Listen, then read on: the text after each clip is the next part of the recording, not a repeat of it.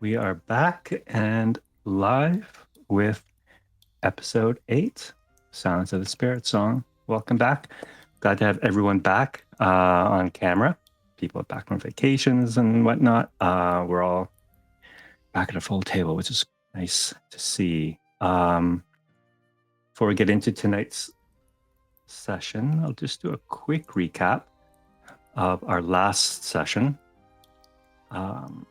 So, following the devastation of Shady Grove and the heartbreaking loss of Old Bog's daughter, Daisy, Old Bog receives a divine vision from Kerith, the amaranthine god of enduring suffering. Kerith declares Old Bog as his champion in honor of Daisy's memory, imbuing him with a newfound sense of purpose and a blessing. Upon your arrival back in Jowa, you are summoned by Elder Warden Miko, who presents you with 3 critical paths to consider. The first one being Journey to the Waterfall, where Elder Warden Padme vanished mysteriously to after the Spiritsong fell silent. Number 2, travel to Datura, Enid's home, to investigate the nature of the looming threat there. And number 3, venture to the outer isles beyond the Yingxing research outpost to uncover the secrets of the chimes made from local shells that control the undead. With the looming specter of war and the Spiritsong's absence leaving them vulnerable, Miko asks that you take the night to reflect on your decision and report back the following morning. You find solace in the down below, hosted by Soto and Merle. In the calm of their home, you reflect on the whirlwind of recent events. Enid, you hand over the genealogies of Harlow and Kokoro, which only seems to deepen mystery surrounding the Outer Isles. Soto, you and Merle engage in a difficult domestic discussion, heartfelt at times and honest, but words that had to be said. While Old Bog sat on a stool and brooded silently, torn between seeking justice or succumbing to vengeance. As dawn breaks, you awaken to find Pookie and Ruth both missing. In the garden shed where Pookie had been staying, a crude map drawn in the dirt suggests a route leading to the waterfall. The mystery deepens, leaving you with more questions than answers as you prepare to make your choice. And that's where we'll start tonight. Kusa has gone in search of Ruth through the down below. Captain Varla is standing in front of you saying, apologizing for the missing Ruth and failing to protect her in this most dire of times. But nevertheless, her mission, her orders, are to bring you to Warden Miko. Kusat is a devout warden. He will do his utmost to the end of his days, to the end of time, before he relinquishes hope on finding your daughter. In the meantime, please, follow me. We must meet with Elder Warden Miko for your decision, for much more hangs in the balance here. Oh, he's so mad, but yes, he's gonna follow. Poor guy. You see Merle behind you, standing in the doorway, with your other 2 children, TP, and I keep forgetting his name. I think you said Marcel's his name. Marcel. Yeah, I keep forgetting Marcel. Sorry, Marcel. TP and Marcel kind of by his apron, and he's just looking at you. He looks angry. And you don't often see Merle angry. Oh, I cannot win here. And you make an insight check for me, please, Soto. Oh, I'm so in trouble. Oh, okay, that's insightful. Okay, awesome. You can clearly tell you know Merle, and you know his moods, and he is rarely angry. But when he asked you the previous night, "Are we in danger?" You have invited strangers into our home. You invited a monster to stay in our shed. Are our children safe? The one thing that he has most been insistent upon has now been violated.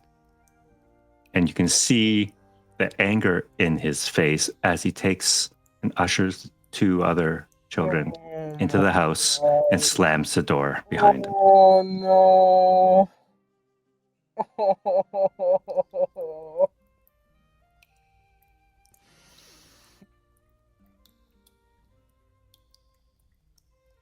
I'm fine. It's totally fine. Nothing wrong. I'm terribly sorry. This is Captain Varla speaking. I'm terribly sorry. I don't mean to be indelicate, but we are already behind schedule. Please, follow me. And he starts making his way up the ramp to the surface. The rest of you follow? Anyone want to stay behind? Well, Soto's not staying. There's no point now.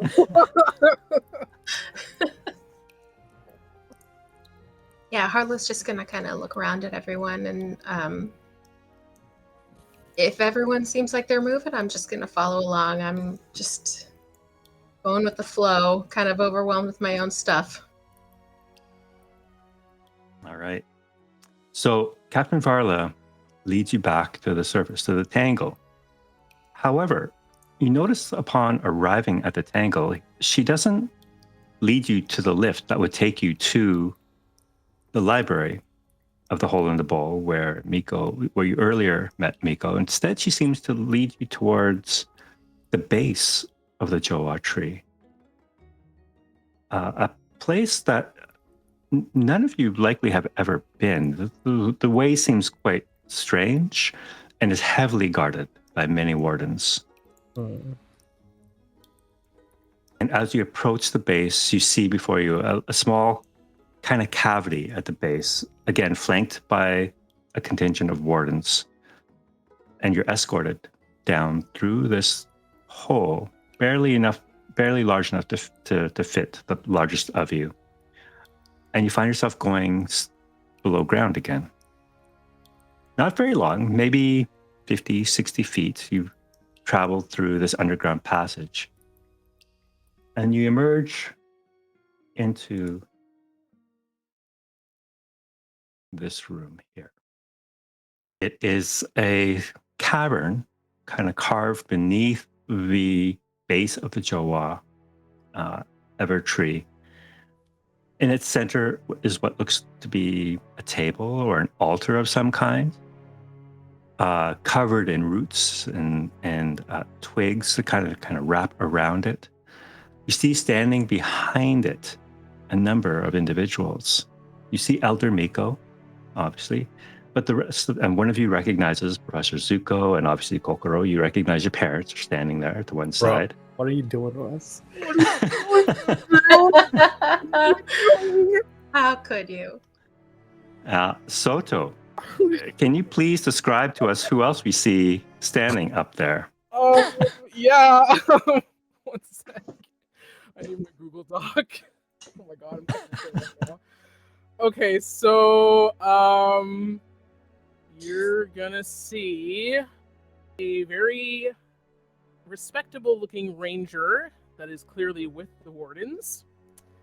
You're going to see a individual that looks like a diplomat, and another one that looks like a wizard. That is all I will say for now. Indeed. And as you enter this room, all eyes kind of fall upon your party. Captain Varla bows deeply and excuses herself and retreats back up the passageway to the surface. Elder Miko extends his arms out in front of him and says, "Welcome. Welcome to the inner sanctum. It is within these sacred roots that the Spiritsong was first born. Almost 1,000 years ago. It is upon this very table that Spiritsong was born, and behind me, as he gestures to a small hollow or indentation between the roots behind him, where the heart knot once was sequestered. I thought it would be fitting to start your quest here, where it all began, and where, up until recently, provided peace and harmony throughout the Dreamwood, and has come to an abrupt end. Let me make some introductions. Some of you do not require them, I understand. But this is Ulusar to my right. And you see a big, burly kind of Strig, and just going to bow deeply. He's got a great sword, very much like Kusat's. But in addition to that, he's got a big-ass bow, too. And he is captain of the Rangers. He looks to you, old Bog, and says, Daisy would have reported to Ulusar. He has returned from his travels abroad. It is through Ulusar that I have got word of the troubles along the South Range, near Datura. Next to Ulusar is Filawan, here to represent the interests of the crown with your parents, Kokoro, Kanjuro, and Suyoki. To my far left is Professor Zuko of the Luminarium, and Rachistel, the new archivist. I am sorry to inform you, as he looks at you, Enid, that the former archivist, Kirin, was found murdered last night. I understand many of you are already acquainted, but I will not ask you to introduce yourselves. I believe they all know who you are, the chosen ones. But I am here now gathered with witnesses from both the Crown, the Luminarium, and the Wardens to hear what you have decided.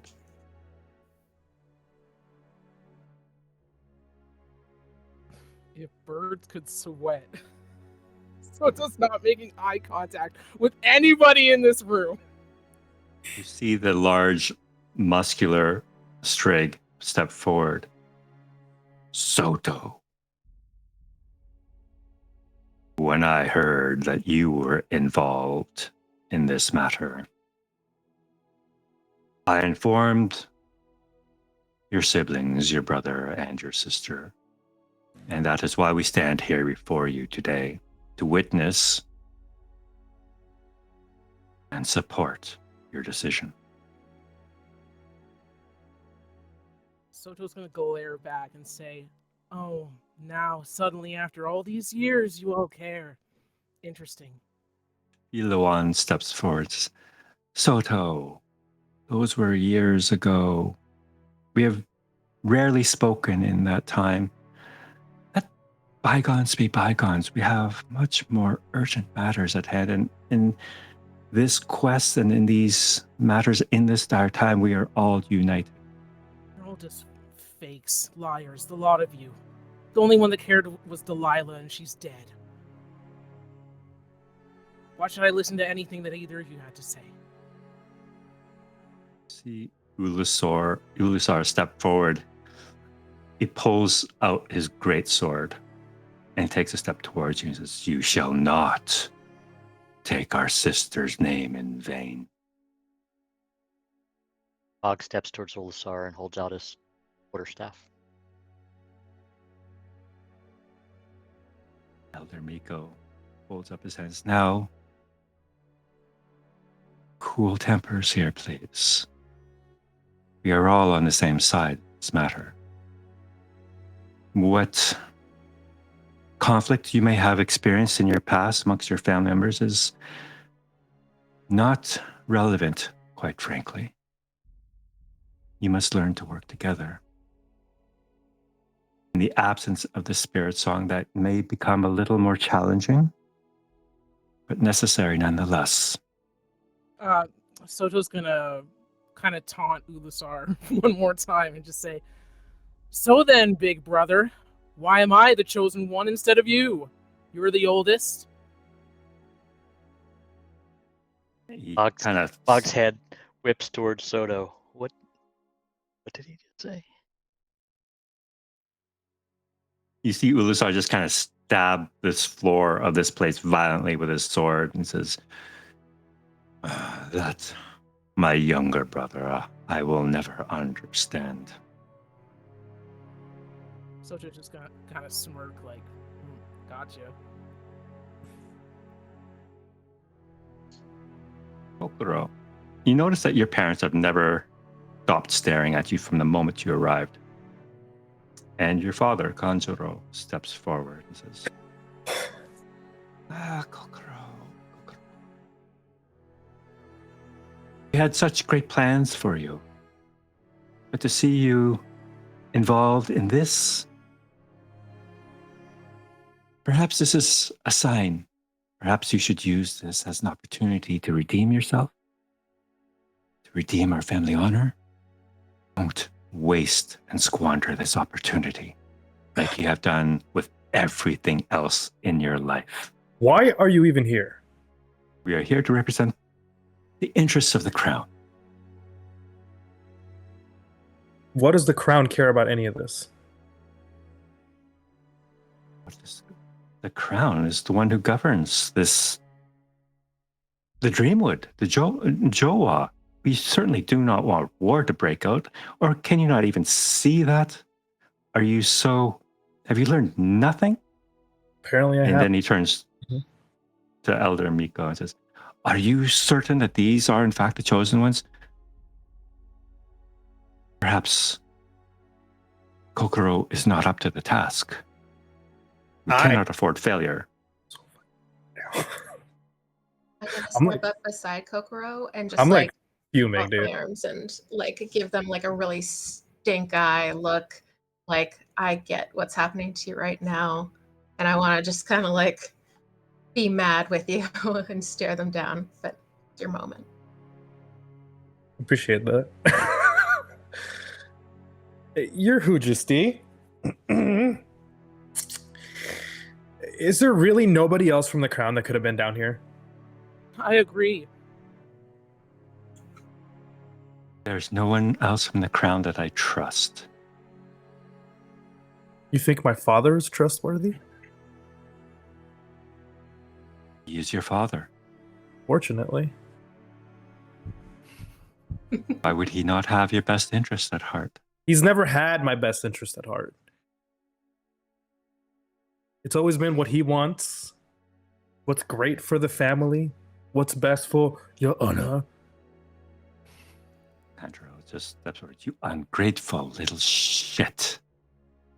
All the things I have done for you, all the times that I've spoken for you on your behalf, and you threw that all away. So you can go gallivanting across this Dreamwood, singing your god-awful songs. What kind of future is that? It's my future. Not yours. Not mom's. Just kind of waves his hand at you and turns his back. And honestly, Elder Miko, I believe the gods have chosen incorrectly with that one. I believe they haven't, and I'm going to throw my genealogy papers at him, and I'm going to tell him, explain that, father. What is that? It's our family tree. The one you're so proud of.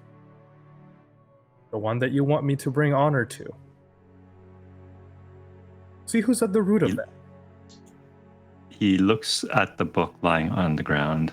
It's on the ground or on the table? I mean, if we're close to the table, I probably would have just thrown it on the table. But if we're not, I would have just thrown it. Yeah, at you guys probably would. Yeah, you guys would have been approaching the table. You're all kind of standing around the table. So he's looking at it for one moment. He's not touching it.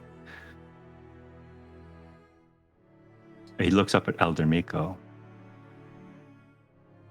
Says, "You know of this?" And Elder Miko now nods. Drachistel steps forward and says, "As representative of the Luminarium and the new archivist, would you mind if I took a look to verify its authenticity?" Book doesn't leave the table. Of course. And she steps forward, looks over at you, Soto, and this kind of looks a little... Make an insight check, actually, to see if you can... Another one? Oh, no. Yeah, gauge her mood. Oh, jeez. Oh, not as good. 14. She looks a little... She doesn't seem to be able to maintain eye contact with you. She just kind of looks at you and notices you looking back at her, and she just kind of averts her eyes. And she goes to the book and starts looking through it. Kind of runs her fingers down. And from page 1, as soon as she sees page 1, her eyes go big. And you can hear a gasp kind of escape her beak. Yeah. And then she flips quickly through the rest of the pages and comes to the last page and says, "By all accounts, this record does seem correct. You are all descendants of the first necromancer." And then she looks at Elder Miko and says, Are you certain that he should be here?" Elder Miko is just staring at you, Kokoro. I was as surprised as you guys are. Crowds out of the bag, Dad. Ulisar, you can see, is now staring daggers at your parents and at you, kind of just looking at you, and you can he has that sus look on his face now, like, what the hell's going on here? Harlow, Professor Zuko steps forward and says, "There you are. When I heard that you were involved in this, I insisted on attending. Had I known who you were, who your parents were, your father especially meant a great deal to me. He practically taught me everything I know. If I'd known who my parents were, maybe I would have found you sooner. You have my unequivocal and complete support. If I can help solve the mystery of what happened to your parents, I am at your disposal." Thank you. I would like to do that at some point. I hope sooner than later. It seems like there's a lot of things mixed up with what we need to do next with all of our histories, but whether the mystery of what happened with my parents is a part of what comes next for us, I guess we'll see. Thank you for your support. Of course. And he gives you a deep bow. And you see Elder Miko just kind of say, "Finally, there's at least some semblance of unity at this gathering, at this council, which I had called to gather here. I was hoping that with representatives from the Luminarium, Wardens, and the Crown, that we would be able to offer you support and guidance, whatever choice you decide to make." As he gives a hard stare both to Ulisar and your parents, Kokoro, as if to tell him to get in line. So please tell me, You who stand before us now, some of you descendants of the very ones who ushered in the Spirit Song, stood here sacrificing everything to do so.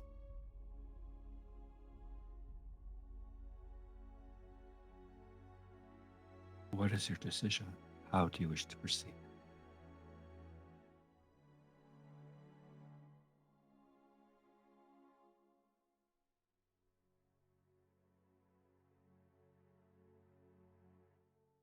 I'm going to step forward and grab the book and say, regardless of their support or who I come from, this is my life, and my songs aren't silly, and my dreams aren't invalid, and I think the world could use a song right now. So I'm in to find out, why am I involved in all of this? Then I'm going to look at my mom and my dad, and I'm going to tell them, support or no support, I mean, you guys never really supported me ever, and I don't expect you to do it now. So now you can live with the fact that you know where you come from. I really hope that sits well with the crown. And then I'm going to step back and put the book away. I think Elder that Miko. Soto's Go ahead. gaze is shifting between his other two siblings, which if you haven't caught on by now, they're all siblings. Just trying to see if either Philuan or Rochestel have anything to say to him at all. So far, it's just been beef with Ulusar.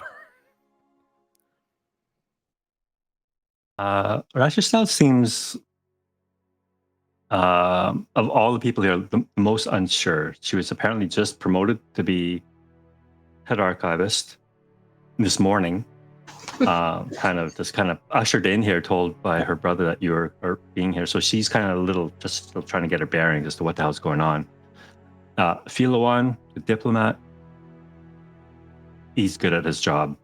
He's not going to let on, even though there might be some simmering hatred there. He's not going to let that get in the way of his job. Yeah, that makes sense. So, which of those three paths have you decided upon then? And what support can be given, will be given? I think Soto's going to turn to the group and say, no matter what path we choose, I've already failed. Ruth is gone. The person that I loved the most just looked at me with eyes full of scorn. So it doesn't matter which path I go on now. It matters to us. Sometimes I you're don't fun. know. Yeah. I don't know about the rest of you, but I'm not doing this without Soto. I'm not doing this without Okoro. We're all here to do this together, and I guess I finally don't care if people approve or not, but it seems like we're meant to be here, and if we aren't, then I'm glad at least we are together. That is more than 3 of the people in this room have ever said to me. I appreciate that, Harlow. I appreciate everything you've done for us, Soto. Taking care of us and letting us stay at your home. I've never really been around like a family before, and it meant a lot to me. And I'm sure it did to everyone else here. We need you. Damn, man. If birds could blush. I want to take out, I think it was the lute that Kokoro let me borrow. and I'm just gonna start playing the lute, and then kind of side-eye Kokoro, and just keep playing the lute, and I'm gonna sing better to show than tell why, better to show than tell why, better to show. When you do that, I'm gonna take out, because I saved in my Scrunch Crafter's kit some of the bioluminescent moss from that clearing that was like reacting when you guys were playing the music that first time, just to see if it does anything cool. When you pull the moss out, it does seem to be glowing. You would have expected moss, like after this time amount of time to have dried out or whatever, but it is still moist to the touch, and it does react to the music. And go ahead and make an Arcana check for me, please. Okay. As Enid is playing the lute, the music seems to be, I mean, this chamber has perfect acoustics, so it sounds like beautiful. Enid, actually, I need you to make a performance check for me. Sure. Why not? How about we just go with the thing where you said it sounds beautiful? Exactly. It's like a karaoke machine. It just kind of, actually, you'll have advantage in this room. Well, I was just gonna say, like, I get to the point where I stop singing and I'm just playing, like I'm waiting for someone to join in. Hint, hint. I know. I'm gonna wait for you to roll again. You're rolling at advantage. That's better. It's better. All right. So with the perfect acoustics of this place, amplifying your voice and the instrument sounds, it does affect the moss even more so. I mean, it's not like glowing crazy, but it is reacting. I Clearly. just wanted to, like, because I have it, and it's sort of like a callback to that moment that we all had together when we were discovering these things and starting to put it all together. And I thought, something that I can do to add to this moment. I'm going to step up next to Enid and stand by Harlow. And I'm gonna minor illusion like me as a little kid, like when I was 4, like just really happy, right in front of me. And then I'm gonna take out my shamisen and I'm gonna very like emotionally driven play that fucking thing. So the two of you are now playing in here. You guys are in perfect harmony. It sounds quite beautiful. You can see Elder Miko close his eyes as if he's entering some sort of meditative state, or he's just kind of appreciating the music. But your siblings, Soto, and your parents, Kokoro, it looks like more like they're tolerating it because Elder Miko is enjoying it. But they're just waiting for the end and your decision. I'll step back and like stop playing. This is what matters about what Coco. And it was someone much wiser who was able to show me. And I'll look at Rochester. Give her a little glare. Rochester looks back at you like a what the fuck kind of look, like what did I do? Do I know you? Nothing. She didn't do anything, but she did do something. And that's my piece. What? Mic drop. In fact, is there a mic? Can I actually mic drop? You can drop your drop. loot. Yeah. You drop. I think Soto's going to go up to Old Bog and say, Old Bog, I'm sorry. I did not know that my brother was your daughter's commanding officer. I had no clue. Yeah, didn't know either. I know you must be the weariest one out of all of us, so if there is any path in particular that you're inclined to at the moment, I'd be more than happy to follow you. Well, sometimes you look at your feet and you find that you're already on the path. Just gotta follow it. Seems like you got a real swell family there, Soto. Huh. Swell is a word. As much as Kusot is a dedicated bird, and I'm just gonna say this to Soto as quietly as I can.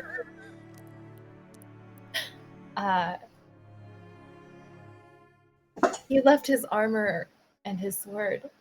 Do you really trust him with your daughter? No, of course I don't, but I also know there were concerns with your family as well.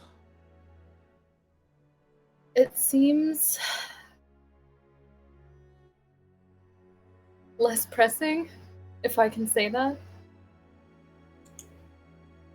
I would be loath to burden you all with chasing after my daughter again. You've It's already no helped burden me with to that me. once. Can I double check something? DM, Ruth and Pookie went missing like together. Okay. Yeah, they're both gone. Okay. Safe with Pookie, not with Kusot, maybe. Right. I think, I mean, what Old Bog said made sense to me. Maybe we should continue down the path we'd already promised. We told Pookie we'd go to the waterfall, and Pookie's gone now and wanted to go there. Maybe it'll all, Ruth will be there too. Like, it seems like it's all kind of combined there. I certainly hope so. Because if I don't find her, I don't think I can ever go home again. Yep. Then we'll find her. And the decision has been made. Elder Miko steps forward. You aim to go to the waterfall. I guess so. It would seem many paths would lead you there. The disappearance of your daughter, abducted by the monster. This is also the place where Elder Warden Padme retreated to after the silence of the Spiritsong. And this is where Koji was first introduced to us. It would seem fitting that you traveled there then together. And Elder Miko looks towards you, Enid, and says, I know it weighs heavily upon your heart. News from your home. If you like, I can send Ulusar back to Datura to check on it for you in your absence. I've been awaiting a letter from home. I'm hoping to find some solace there. And if it is not too much trouble, as he looks across to Philoan, I would ask that you accompany Ulusar to Datura. We do not know who is in charge there any longer, but it would, I think, help to have someone, a diplomat of sorts, there to parlay with whoever that may be. Determine what their motivations are, and who they are aligned with. And Philoan bows graciously and says, if it is the wish of Elder Miko, then it is also mine. Rashi looks to you, Enid, and says, with Ulasar and Philawan, my brothers, going to Datura, perhaps I can take it upon myself, or Professor Zuko, as one's closest to the Yingxing research outpost, closest to the Outer Isles, that one of us, or both of us, could travel there ahead of you to gather information, what information we can, until you are able to arrive yourself. That would be very helpful.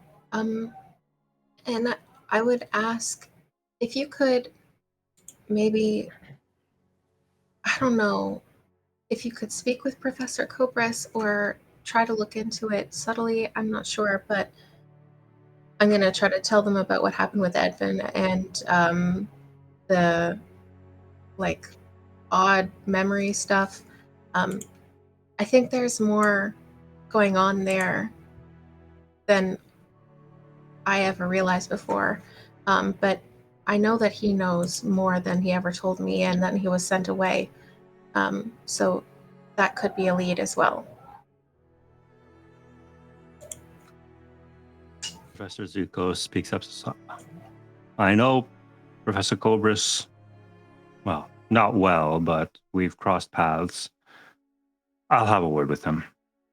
If he knows anything about the disappearance of your parents, I'll get it out of him. Don't you worry. Just be careful, because it seems like whatever happened to the last people who crossed him and knew about this kind of disappeared. So He kind of puffs out his chest and ruffles his feathers. It'll take some doing to get this old bird to disappear. Thank you for the warning. Oh, you might also speak with Professor Tuttle. Professor Tuttle was the one who gave us the first verse and kind of sent us sort of on this quest. Right, Enid? Might be worth talking to if you can catch her while she's at the outpost. I don't know if I've ever heard of a Professor Tuttle, but I'll look into it. All right. Well, thank you.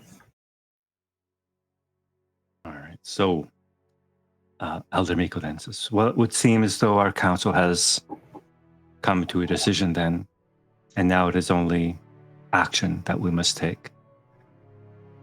The chosen ones shall proceed to the waterfall. Ulasar Philawan shall travel to Datura to determine its fate, and Rashistal and Zuko, Professor Zuko, will travel to the Yingxing research outpost. I'd like to He talk looks to at the- Registelle for a second. And Elder Miko looks over at Kanjuro and Suyoki.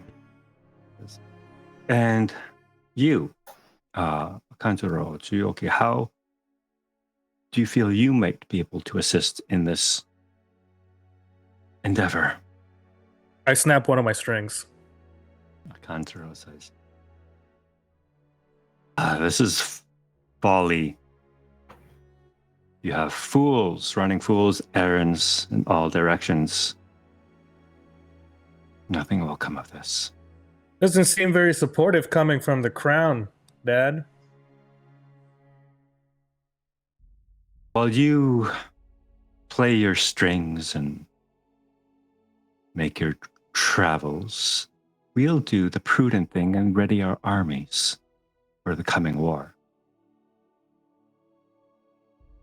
That is what we will do, so that you have a home to come back to.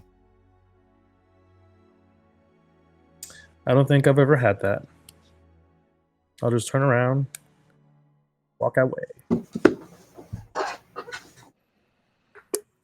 right. So as you guys break here, you have a chance to talk to Rashistel, Enid, if you like. I just want to go to her and say, you're filling big shoes, but seems I need to trust in you to be in control of something where I cannot be. It would ease my mind more if there was some way to communicate on your task. And I was hoping you might have an idea. He looks at you. Now, I wouldn't be much of a wizard if I didn't have such a thing. And she reaches into a pouch and pulls out 2 shiny pebbles and passes you one. This, my dear, is a sending stone. Should you wish to speak with me, you simply need to activate it and speak up to 25 words, and I can respond as such, but only once per day. So please only reach out to me in times of great need, or if you have valuable information to share. Of course. Obviously the same. Any news would be appreciated. Of course, of course. I did not know Kieran that well, but I do understand they did their job well. And as you say, I do have big shoes to fill, and I will endeavor to do my best to do so. One more request. Where are they? They have been laid to rest. I believe they are resting in the hole in the bow now, being catered to by the Wardens. I'd like to see them. Of course, but that is not my purview. That is Elder Miko, but I'm sure that would be fine. Thank you. And I have a favor to ask of you too, please, if you don't mind. Sure. And she leans in a little, so she's whispering to you. Please do take care of Soto.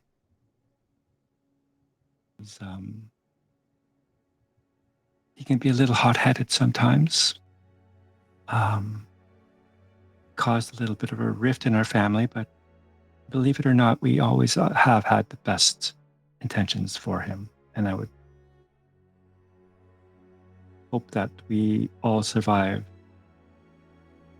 dark days ahead of us so that we might be able to work on those things. Seems circumstances put us both in places of necessary trust. Be safe with me. Professor Zuko approaches you, Harlow. Extends a large feathery hand to you. If you take it, he just shakes it vigorously and says, I can see the spark in you, kiddo. You remind me of, I can't believe I didn't see it before. You remind me so much of him now. I have to be honest. Last night, I got my genealogy and I saw. I'm gonna pull it out and I'm gonna show it. This is the first time that I've ever even learned their names, and to find out we have so much in common already, and that you knew them. It's a little overwhelming. I don't really know what to do with it all. Just hold it close, kiddo. No one can ever take that away from you. You said that my father taught you.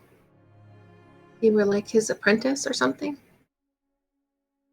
Yeah, well, this whole Fizar Gadgeteer thing, everyone's kind of, no one believes in it at Luminarium. They're all about the arcane arts and whatnot. No one believed that engineering actually had any use in this world. But you know what?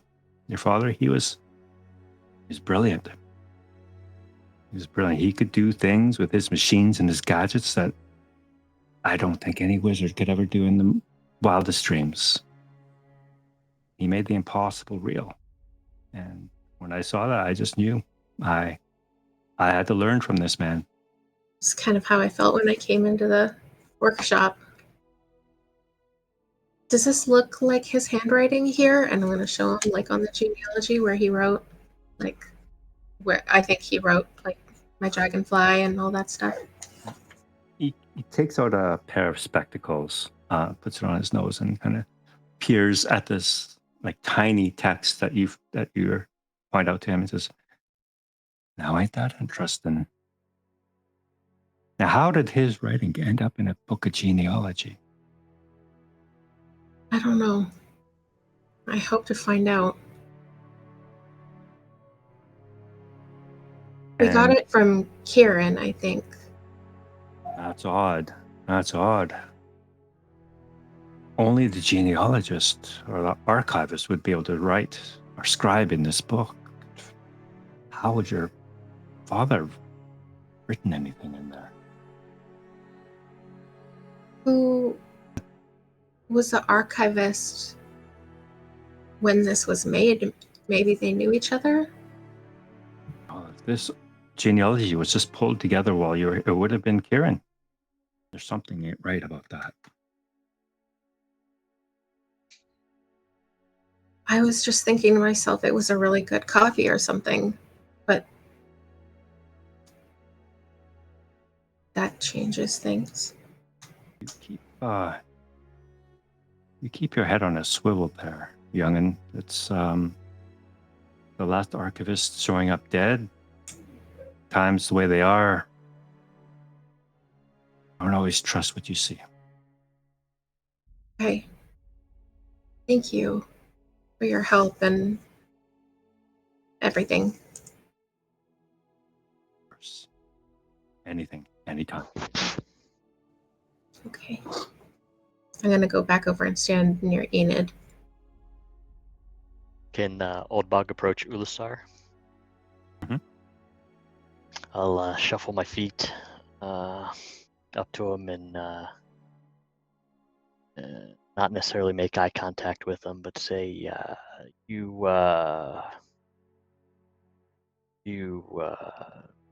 knew Daisy?" I knew Daisy. She was one of my best.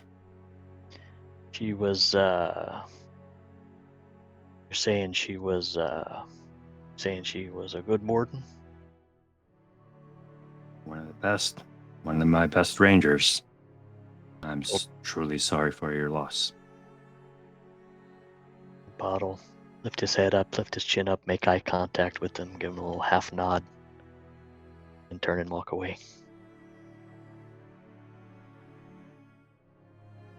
When you walk away, Ulasar kind of follows you a little ways until he comes to Soto. Mm-hmm.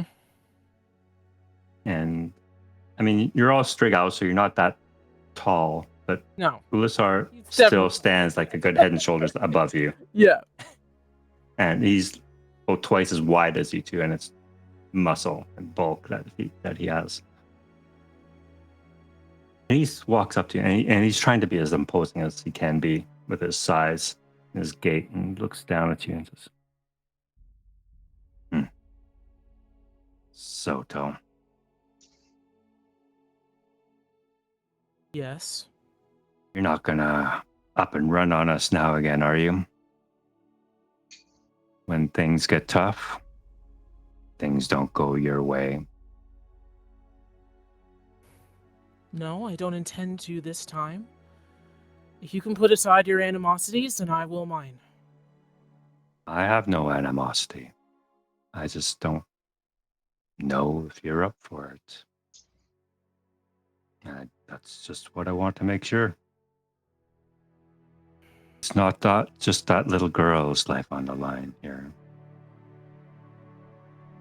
The heavier burden, we're talking about war. Hundreds, if not thousands, of lives. I'm aware.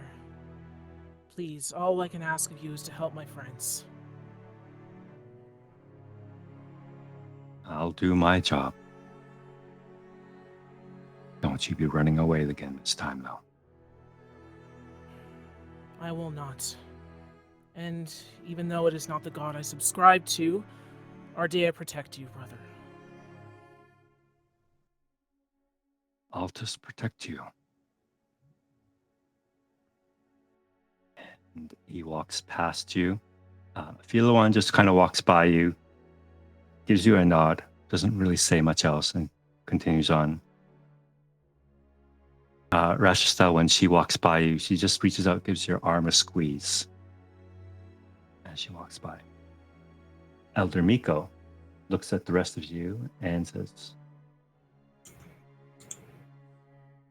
"Are you ready to depart right away then? Is there any other business within Jowa you wish to attend to before you depart?" I need to see Kieran. Of course. This is my only request. And the rest of you? Any goodbyes or farewells or loose ends you need to tie up before leaving? I don't recall if I've been to my sister Delilah's grave yet. That will also be in the hole in the bowl. Old Bogger, are we still around Elder Miko? Yep. Old Bogger wander over and say, "How's Cassie doing?" She will make a full recovery. She is also in the hole in the bowl if you wish to visit her there. Old Boggle shrugged. Very well. Harlow, Okoro, where would you guys like to go?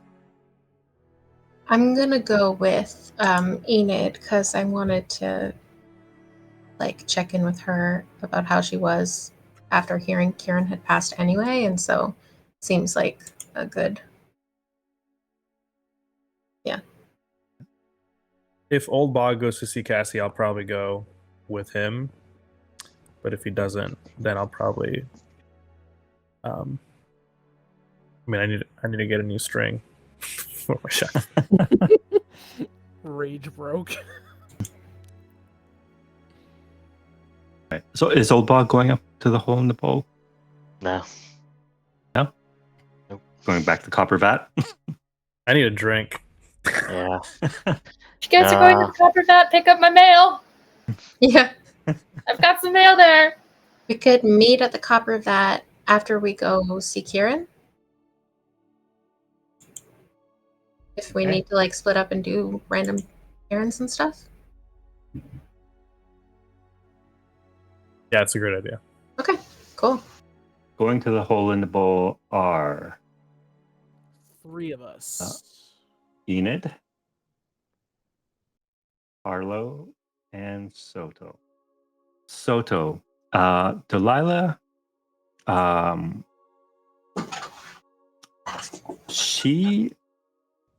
you look towards the various shrines around, and you expect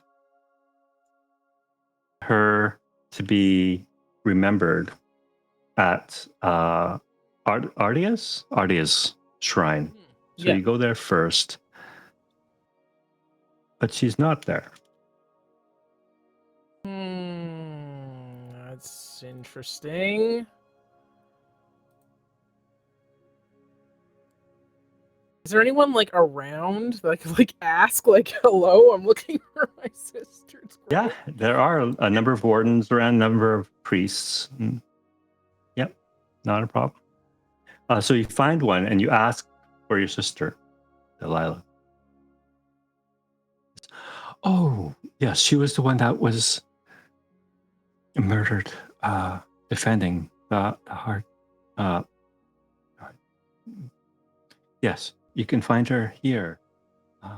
She has to be remembered at the Shrine of Altus. Oh, okay.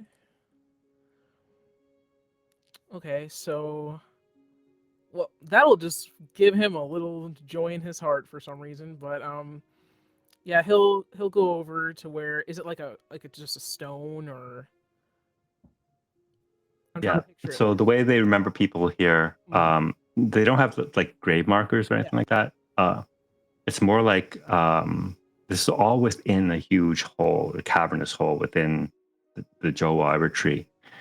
So these shrines and offerings that they have are places of remembrance for people vary from individual to individual. Sometimes it's just like a jar of fireflies or a nice little sort of flowers growing in remembrance of somebody.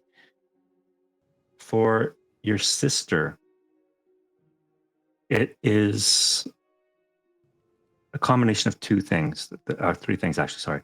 There's a candle that somebody has always maintained lit. And if it runs out, they'll replace the candle. So it's always a white candle, beeswax candle. Wrapped around it is her cloak, white and gold. And beside it is a pipe, a musical pipe. Okay. I think he'll just stand before it and then just clasp his hands together and offer a prayer and just say to himself, obviously, just something along the lines of, "Sister, I'm sorry that I did not come sooner. I hope that you are resting well, and may Altus keep you in his care." While Soto is remembering his sister, Enid, where would you like to go looking for Kieran? Are they like, no nice way to say this, are they like preparing their body? It seems as though there are separate chambers off this main cavern where they do that kind of thing. But you can be asked for directions from any of the wardens there. They can direct you. A fresh murder like this it's on everyone's mind anyway, so it wouldn't be too difficult to inquire about it. And when you do ask about Kieran, they usher you into one of these side rooms where their body has been interred. There is one warden there that's kind of watching over not only Kieran, but a number of other individuals that have passed in that time recently. If they see you come in and just give you a quick, just a nod, and let me give you some privacy, and he wanders out. So you guys are in effectively this morgue by yourself. How interred? Like cremated or like No, not yet. I could open a lid and search their body? No. They have been wrapped in almost mummified. Is how they take care of them. Some of them, depending on their wishes, they could be cremated, they could be buried. I need one of their feathers. I don't know how. Yeah, to you can. do that. Yeah, you can probably peel away some of the bandages and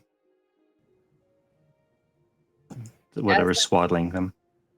Doing that, just saying, "Stupid, stupid, stupid! You could have come, stupid," and then just looking for the easiest access for a feather. Enid, I hope this doesn't come off ignorant, but is this like a normal part of the grieving process for your people, or is this just something weird you're doing? Well, I wouldn't call it very much weird. It's just very practical. Materials. Okay. I mean, what's going on what's going on here? I'm a little worried. Well, Harlow, darling, a good friend has died. That's what's going on here.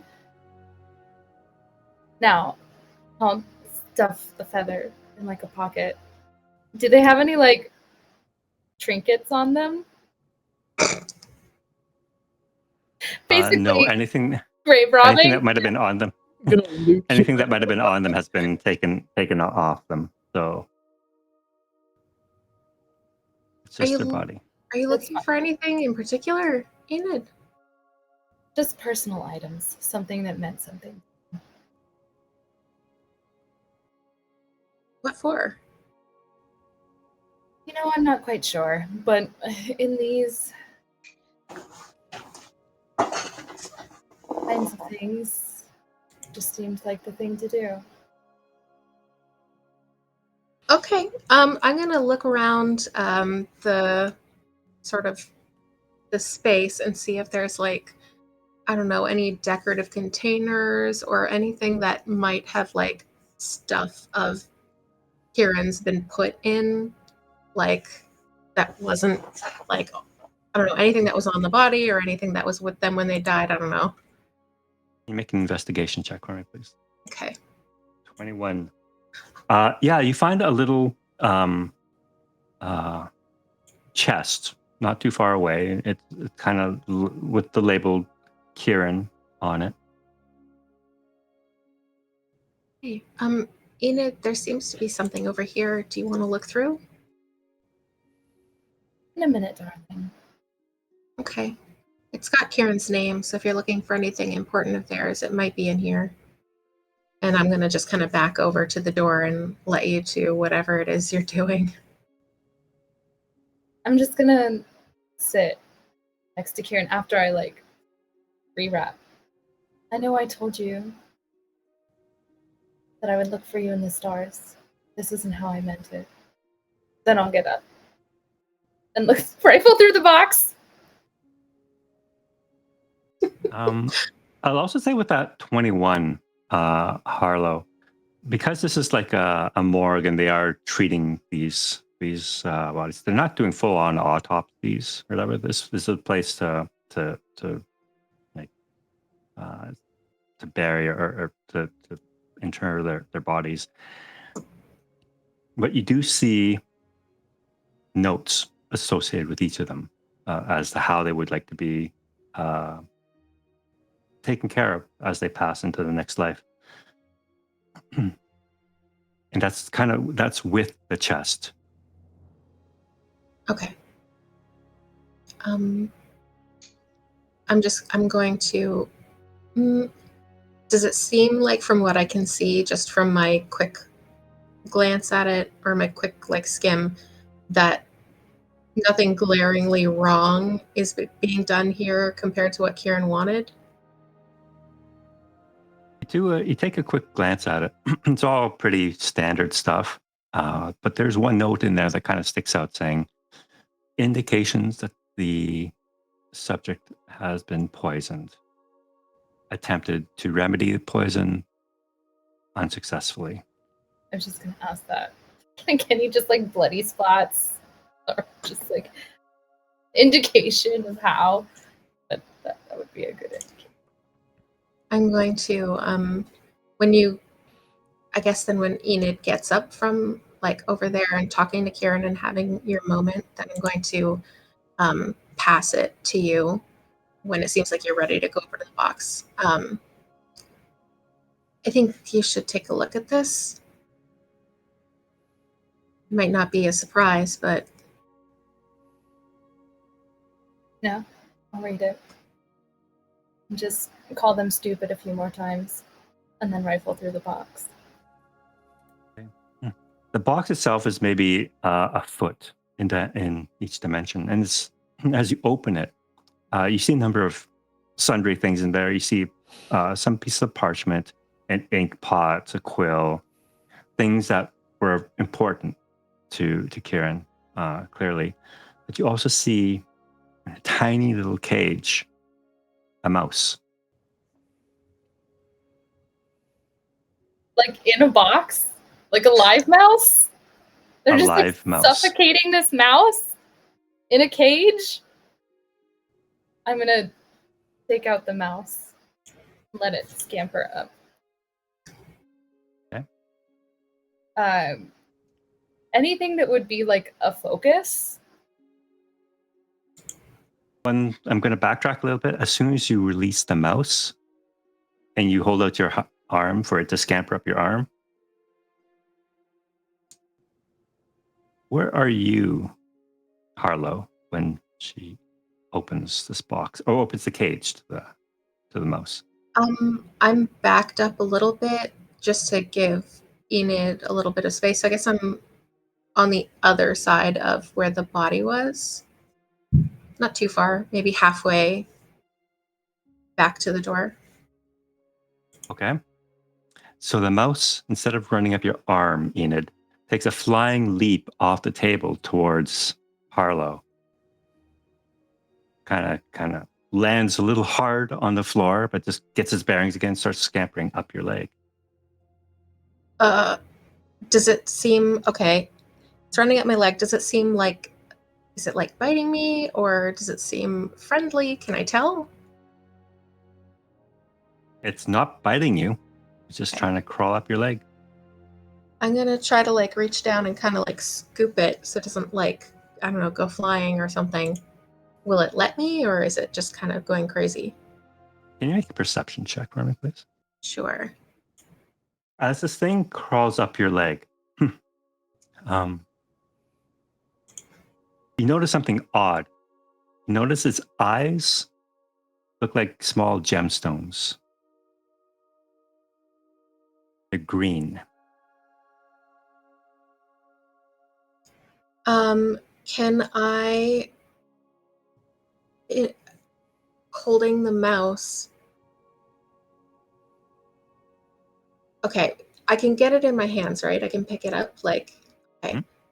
I'm going to see if I can tell if it's like a gadget, like that someone's built. Make an investigation check for me. Or Okay. Tinker Tools check if you like. Ooh, okay. How do I do a... Oh, here we go. Okay. Yeah, I'm going to do Tinker Tools. I haven't been able to roll that yet. So Oh, as you take a closer look at this mouse, you realize the fur on it, it looks very real, but it is just a fur coat. And you can see clearly underneath it is ears and pieces of metal. This thing is clearly a construct. ooh, okay. Can I like look around on it to see if there's like a maker's mark or anything like that on it, like, or any kind of indication of like where it may have came from? Um, Like a little once over. I'm not expecting there to be, but I'll say with that dirty 22 there, you take a really close look. You start to peel back areas of the fur to look at the device a little bit more carefully. And you can clearly see on one of the mechanisms on its hind leg a small dragonfly. damn it. Okay. Enid! Ew. I'm gonna like hold it out. I'm gonna hold it out. Was I familiar with Kieran's familiar? Was I familiar with Kieran's familiar? No. Well, that's an interesting interpretation of a familiar. Enid, I think my dad built this. Yeah? Okay, don't talk to me. Okay, you don't need to use that tone. I'm gonna explain. I can explain this. Okay, this makes sense. Okay. Professor Zuko said, okay, Kieran did this genealogy himself, pulled it together. This isn't an old copy, it's an original copy, and confirmed this is my father's handwriting, that my father wrote on it. Kieran and my father definitely knew each other at one point. And this is his mark, my dragonfly, my mom's dragonfly, right here on it. And it's a gadget. And nobody else does anything like this. And Professor Zuko said he learned everything from my dad, that he was like the best tinkerer of all time, Enid. So, duh. Well, I think that's wonderful, Harlow, darling. But if Kieran knew your father, I'll admit to being a little bit out of my water, not understanding why your father is unfamiliar to me. I mean, I don't know. But it's pretty cool. There's no tone. So- I know that I can sound a little monotone, but I really am happy. Oh, okay. Maybe I was just a little extra excited. It's a great look. It might be the wrong energy for this environment, though. I'm gonna I bring it think- down. Grave robbing is something you could call what I'm doing. Might not be the energy either. Well, if anyone gives you shit, this is obviously mine. So you may dibs. want to I- tuck him away a little bit. Give him a name.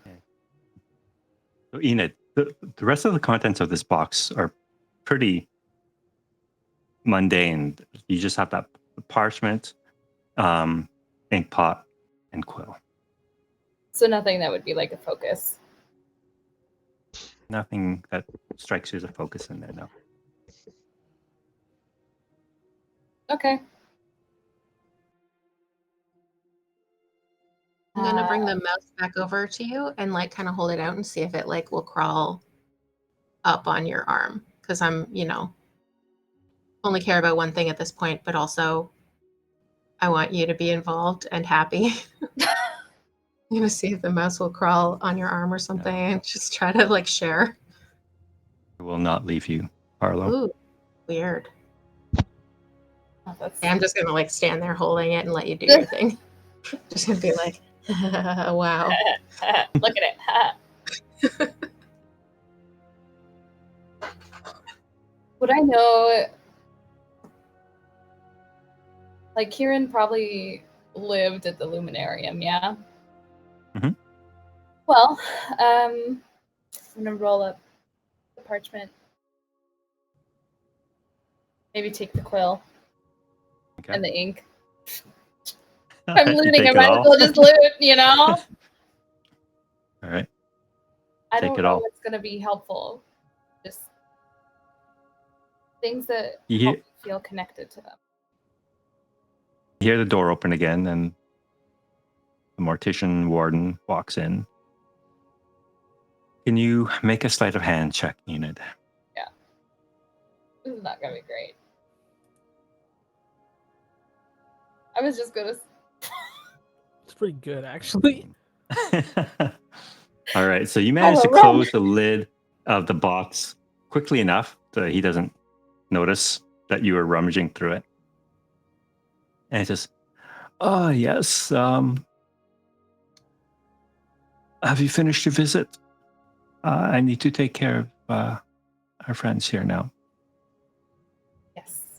Thank you for giving us the privacy. We were very respectful and didn't take anything.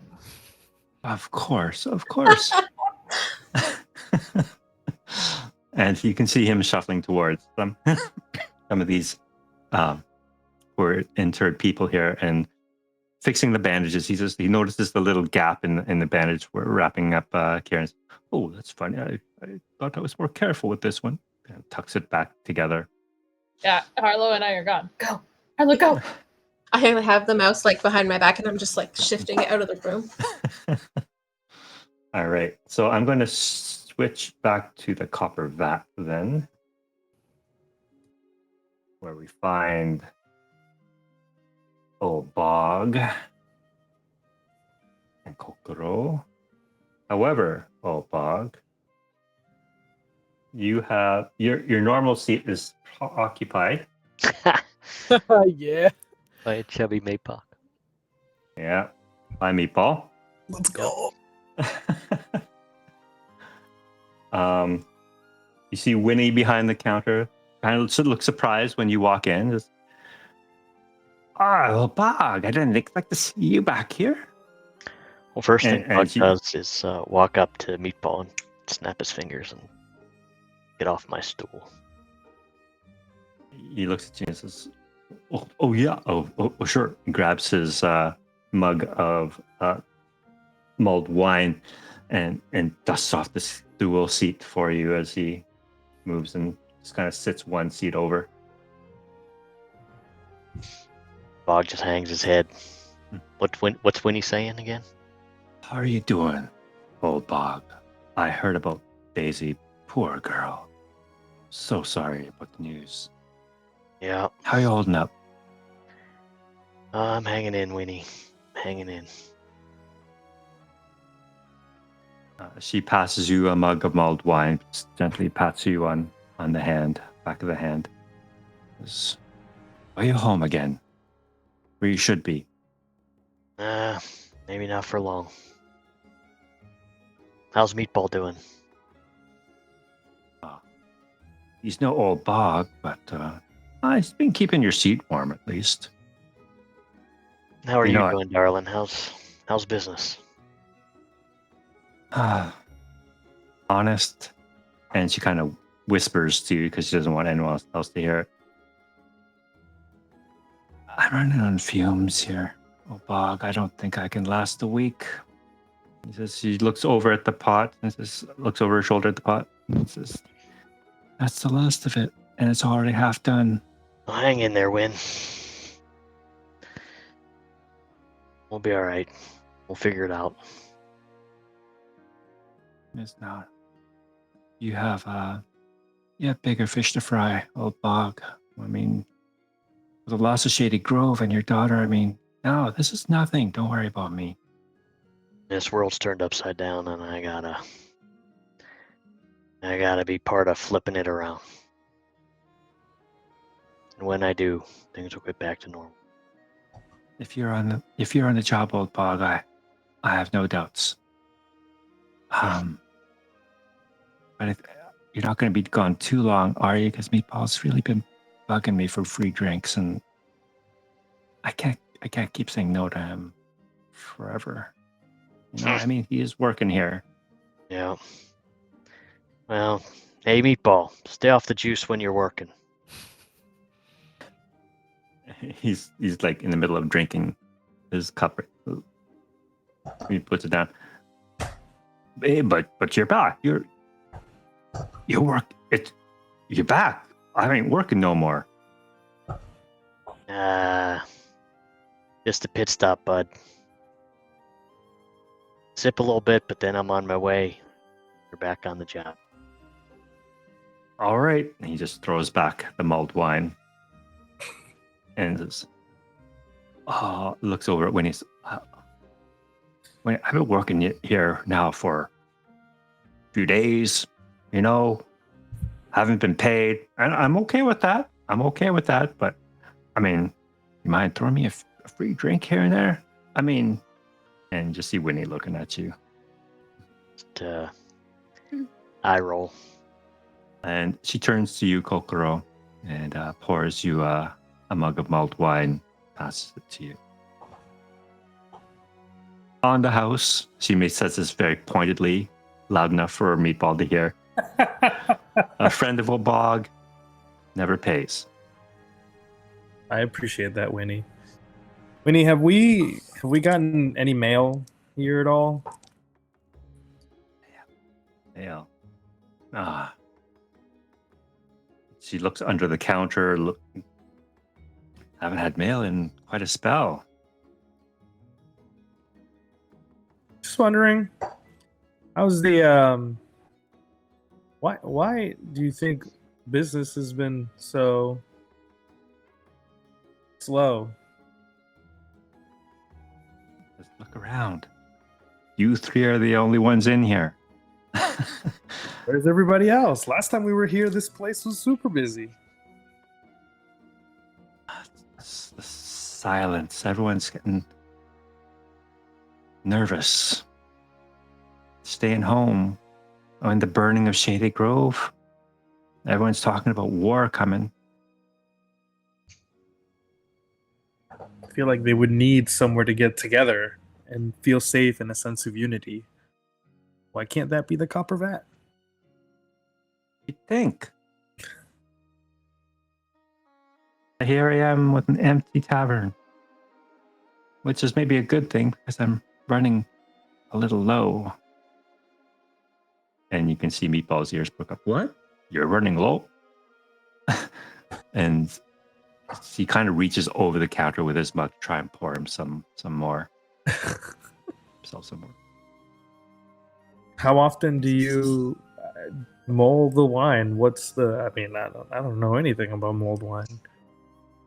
Wow. You need wine.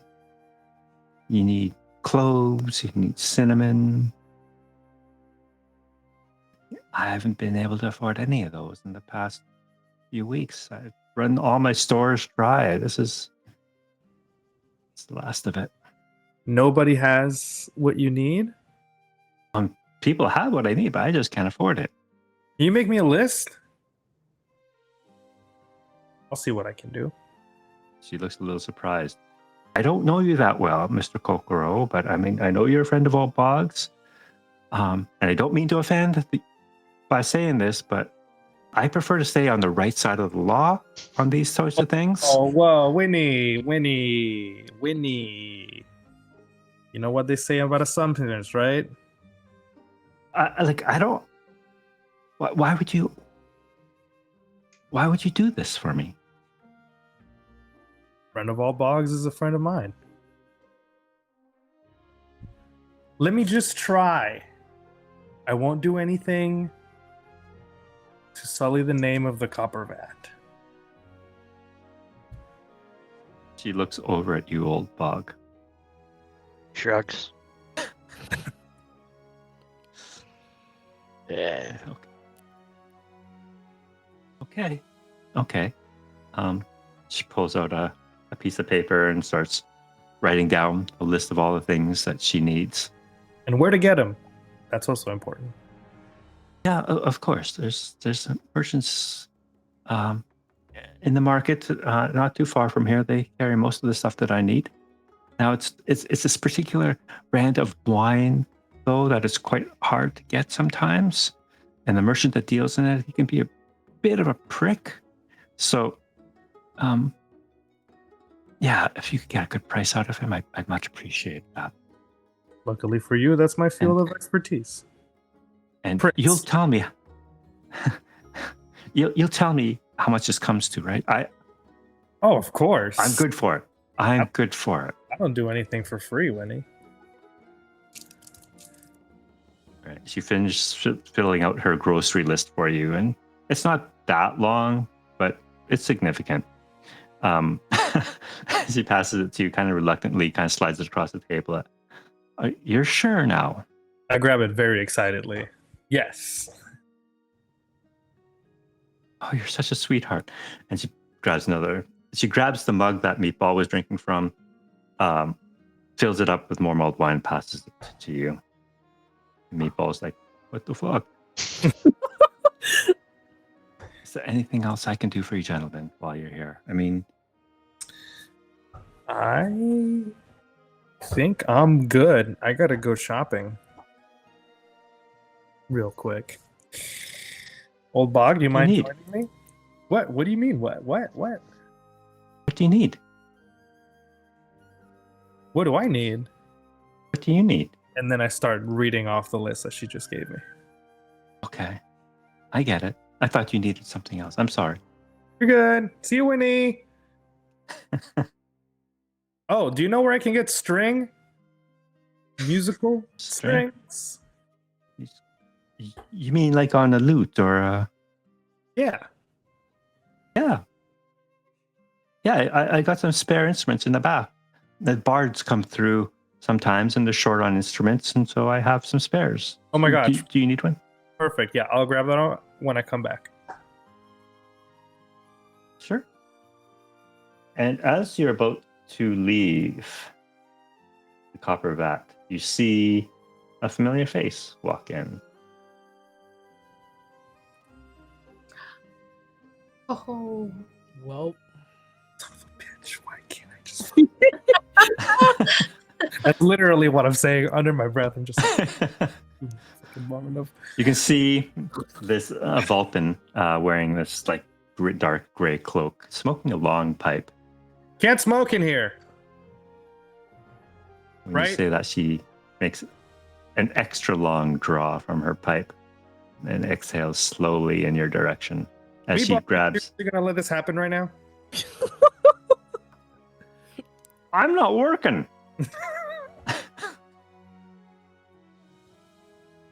And you can see that she grabs the table near the door, and she's looking straight at you.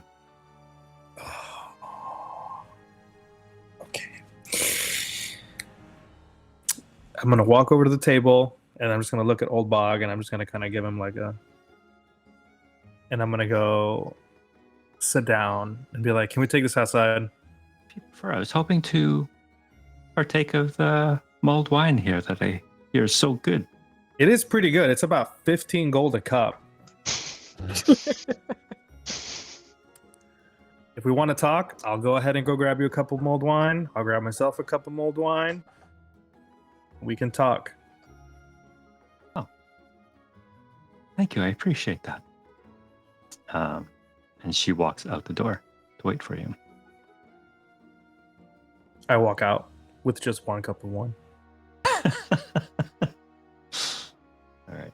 You meet her, and this still about noon now. Tangle is a little bit more busier now than it is normally at night, but she's just kind of leaned up against the side of the copper vat, the door there, and it's, I hear you're off Maybe. chasing waterfalls. Maybe. Where do you hear that from? No.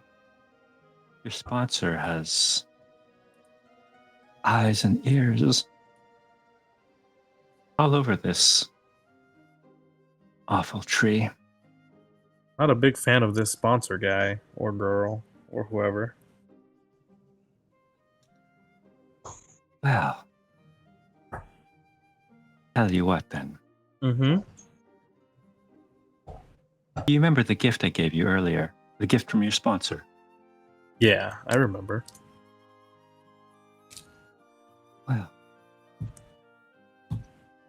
when you arrive at the waterfall, your one job, and listen to me carefully, your one job is to use the feather. I've already tried to use the feather. It doesn't do anything. Try harder. How do I try harder to use the feather? I don't know. You're a smart boy. Figure it out. Because if you fail at this, Mm-hmm. you and everything you love will burn. No pressure? Easy peasy, lemon squeezy. She takes another draw from her pipe. You can hear the embers crackling as she does so. You know that's bad for you, right? She blows the smoke straight into your face.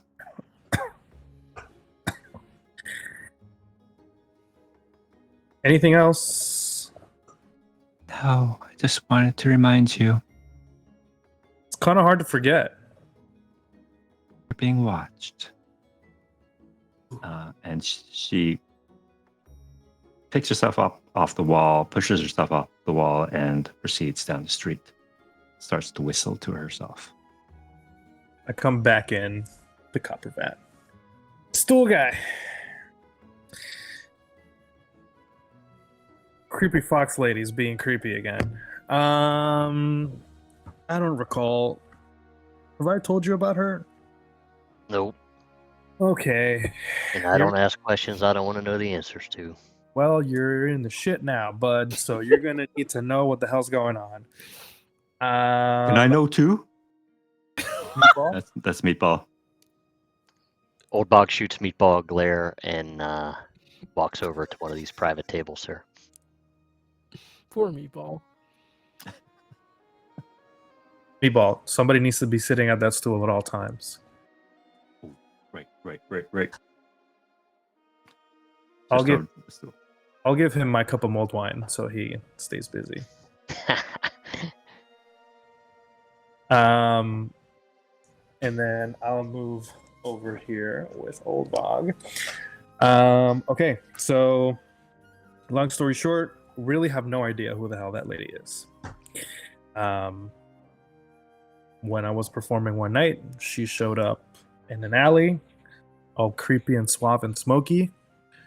And then she gave me that box with the feather, which you've seen. And that's pretty much how I ended up getting this. But I don't know what she says, that I'm being watched and that there's a sponsor involved. And I don't even know what that means. And when we make our way to the waterfall, I have to use this feather or else everything will burn. What do you make of that? What do you mean use it? How do you use it? How do you That's use a what feather? I said, right? How do I use this feather? She says use it harder. How do I use it harder than I already did? You saw me use that feather. You saw what happened with Pookie.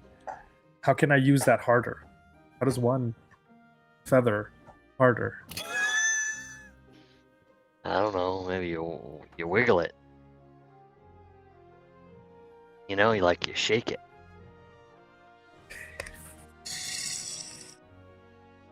Well, just so you know,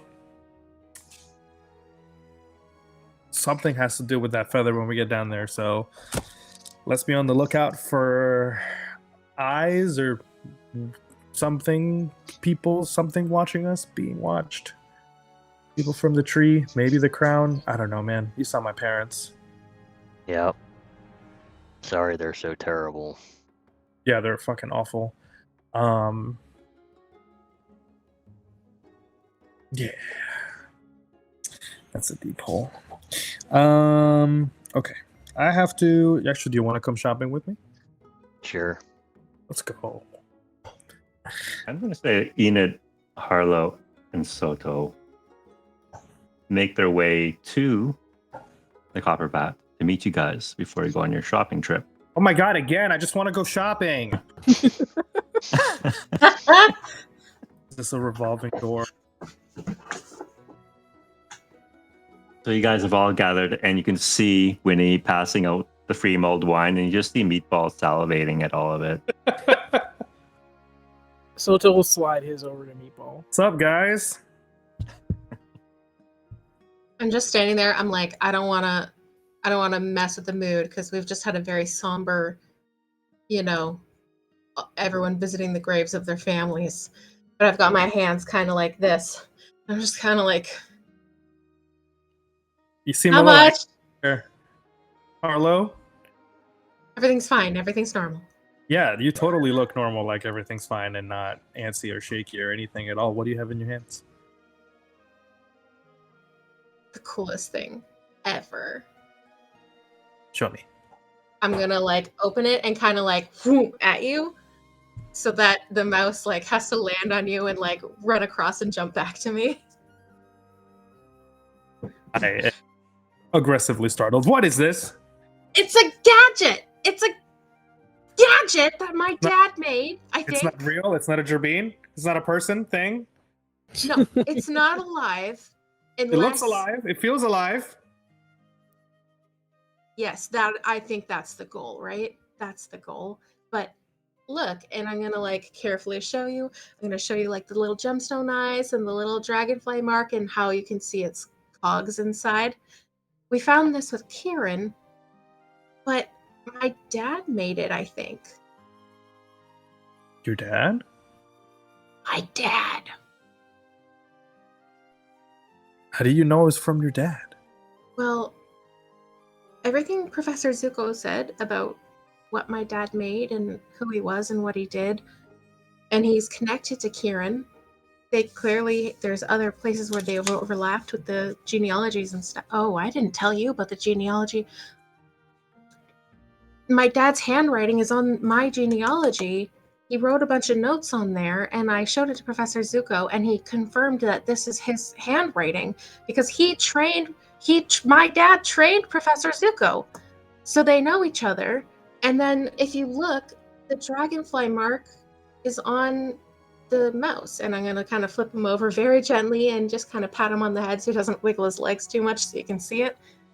Does that mean your dad made the mouse? I think so, yes. That is where I'm at right now. Okay. Nice. Crazy, right? Yeah. Crazy, right? Yes. It's pretty cool. Also, we said goodbye to some very close loved ones. Oh yes. Hmm. Sorry for your losses. Very respectful. How did that go? That lady? What's saying goodbye to a close friend? Never easy. Were you able to see them? Yes. A little closer than I was expecting. What do you mean by that? Nothing at all. Nothing weird. Why would you ask that? Weren't you going Didn't think shopping? Anything. What did you Yeah. guys do? Well, Nothing you wouldn't. yeah, exactly. That's actually the right answer. Yeah.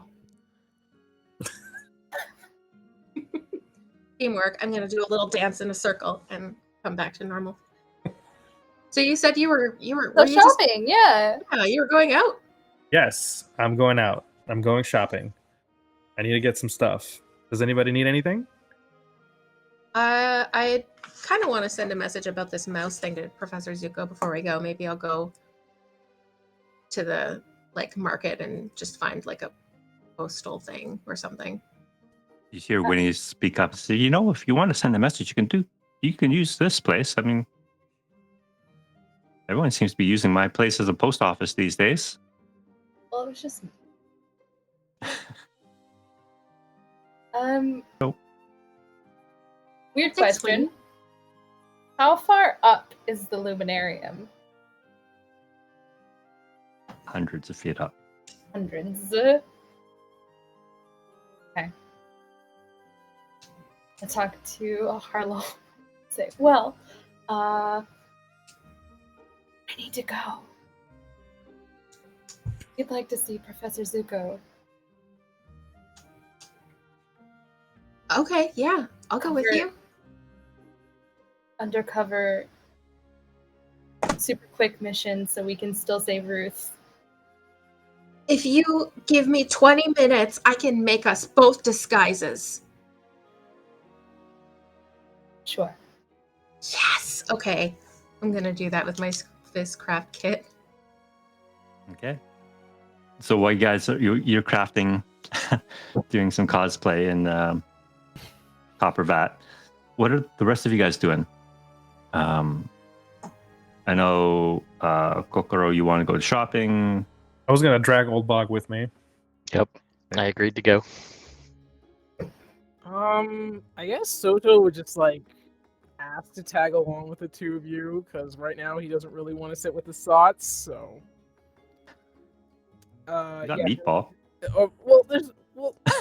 I mean, yeah, I could talk to Meatball, but what is there? Meatball's looking at you all happy because you gave him a mug of mulled wine. Beer.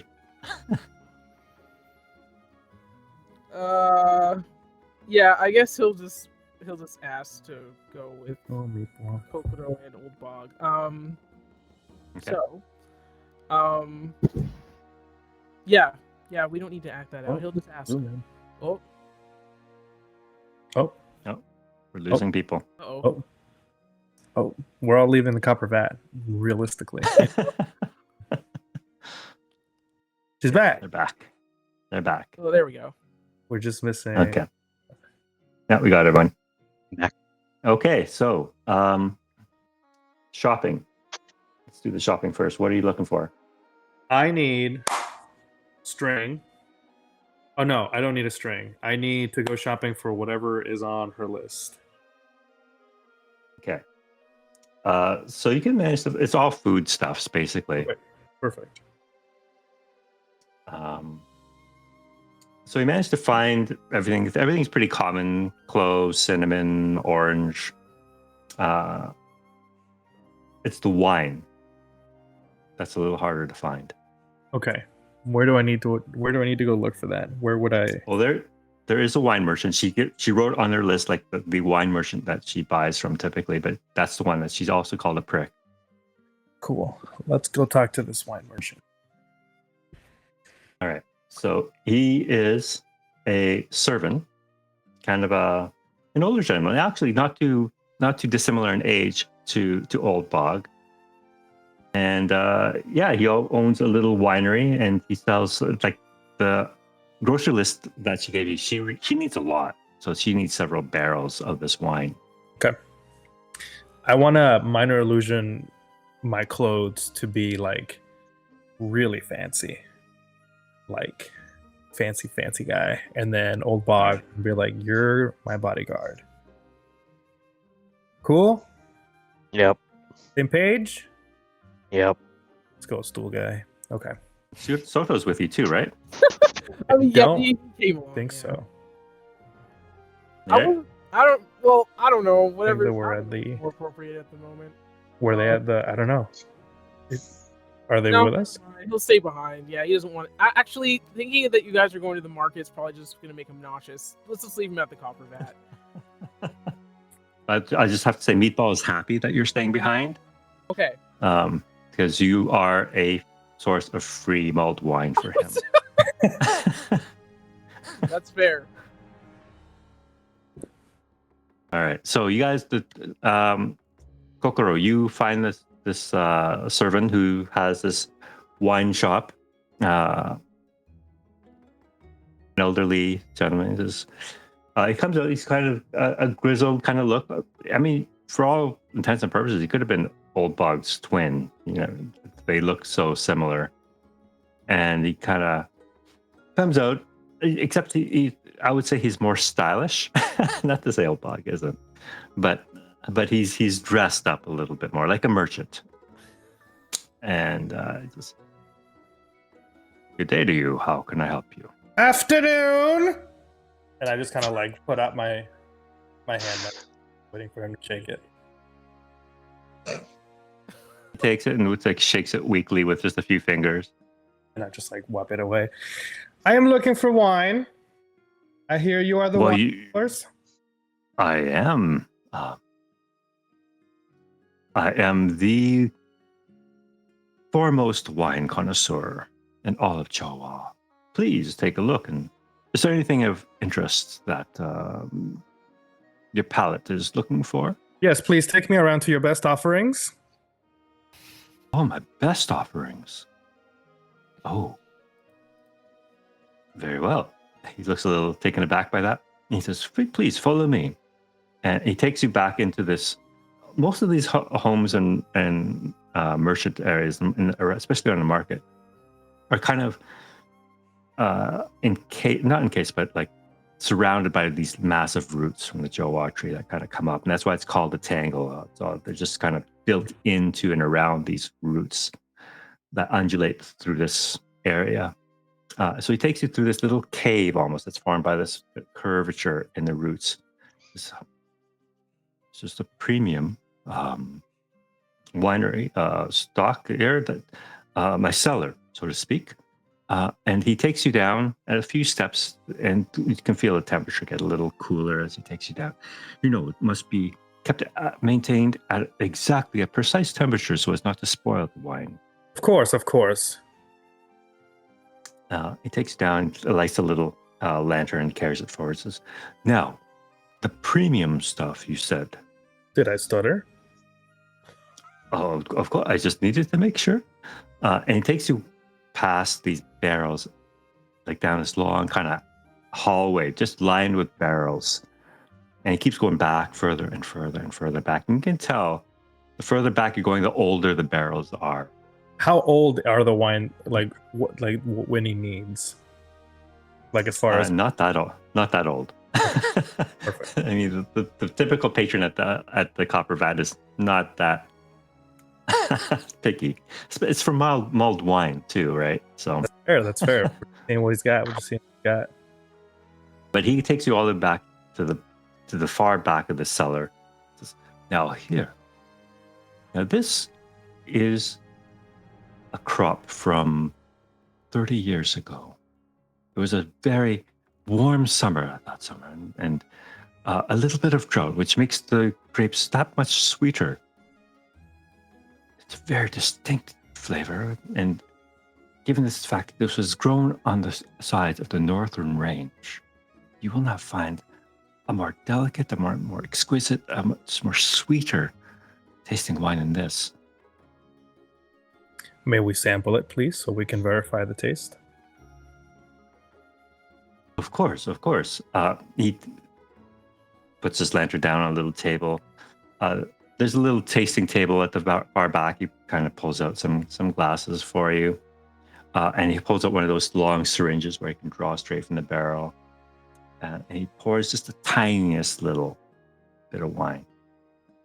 And he gives you a spittoon too. He says, a man of taste, I see. Please. Tell me exactly what you think. Okay, I'm gonna grab it. I'm gonna hear it swish. And then I'll sniff it. And then I'll have Old Bog sniff it. Old Bog will kind of sniff it. He has no idea what to do. And then I'm gonna take a little sip. And I'm gonna have this really acrid face. And I'm just gonna spit it out really quick. This is premium? From what summer? By the way, when it was in your mouth, it actually did taste really good. I'm sure. I have chills under. I have goosebumps under my feathers. But we're trying to hide that. But can you make a deception check for me, please? So while he's tasting this wine, what is Old Bog doing behind him? Just stone-faced. Just letting Kokoro do his thing. So technically, I can't roll below a 10. So it would be an 18. An 18? Okay, I'm just going to do a quick roll for... Oh, sorry, 17. He grabs another syringe and kind of pours some in a separate glass for himself so he can smell it. There's a quick little swish, takes in the bouquet, throws it back into his mouth, starts swishing it around, and then spits it out. Do you see what I mean? Yes, I do. I'm terribly sorry. How long? Let me... I'm sorry? How long has this been down here? 30 years. How many barrels of this have you keeping? He's looking around. I bought 5. Just 5 barrels of this? It's very rare. Clearly it isn't. It's just old and acrid. Old Bog. Do you think this would be a worthy donation to our philanthropy? Sure. Good sir. I'm willing to take these off your hands as a donation for philanthropy to make up for all the taxes that I owe here to the Joe Watchery. I will also be purchasing some lower grade, not as old wine. Just to make up for the difference in your time. Sound fair? Of course. Each of these barrels costs 500 gold. To who? These are worth about 5 gold. I wouldn't pay more than 5 gold for each of these barrels. I paid 500 for each of these barrels. I'm so sorry for your loss. At some point, did you even have a sommelier on staff to double check? I'm a sommelier. Sir, where were you licensed?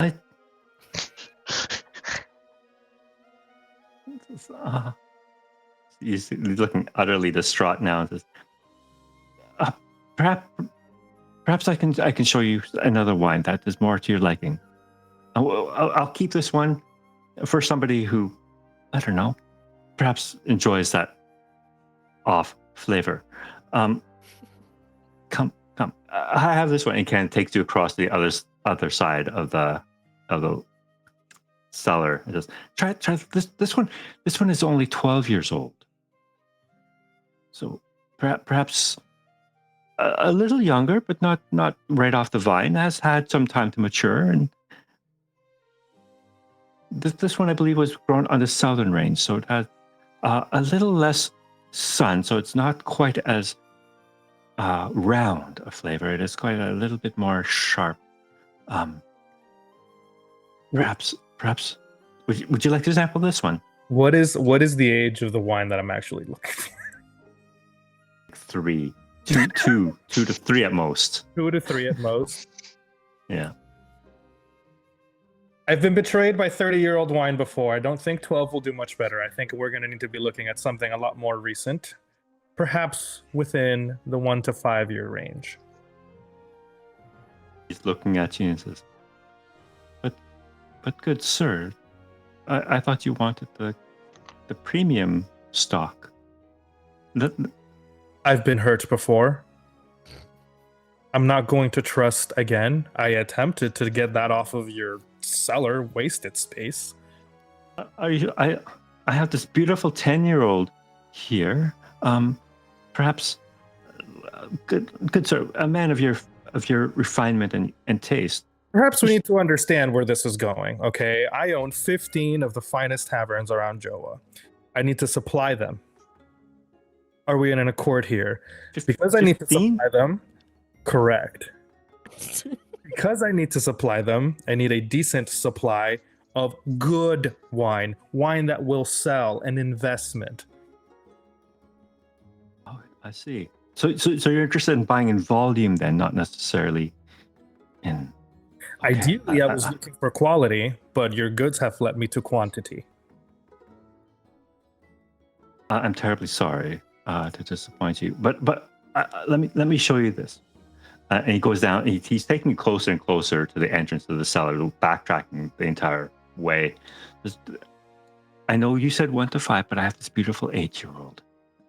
It has a beautiful aroma, a beautiful bouquet. It smells like cranberries and blackberries, all and honey. It's quite tasty. No? Okay. Tempt you? Okay, on we go then. Okay. To the 5-year-old here. This one, it's a good wine. I don't want to dissuade you from it, but it does have a little bit of a brackish flavor to it. I think it was growing next to a swamp, these grapes. But you get that nice scent of and notes of lotus, perhaps. But is this what you're looking for? What do I think would help Winnie out the most? As far as like flavor profile goes, with like the ingredients that she's given. Go ahead and make a nature check for me, please. Ooh. I am not good at this. Green, come on! Yo! 18. So swamp is probably not the taste you want to go for. I do not want this swamp. It's not good. Because mulled wine is spiced with orange and cinnamon and clove. Anything that can accent that would probably be good, like a spicier tone kind of thing, or citrus, one of those two areas. I'm looking for... Old Bug, come here.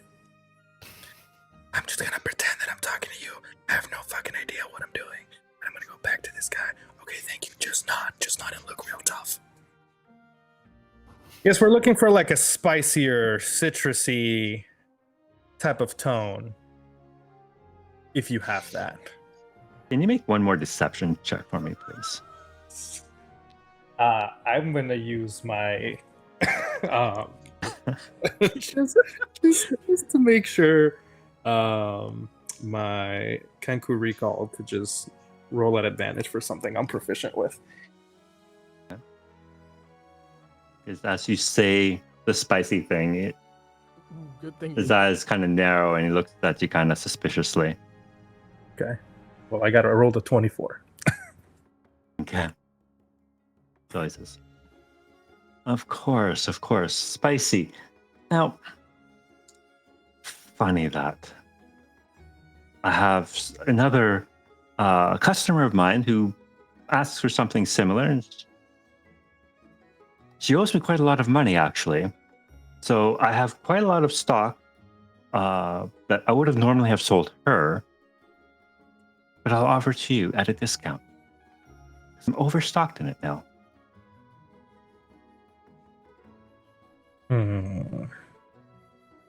How much stock do you have of this?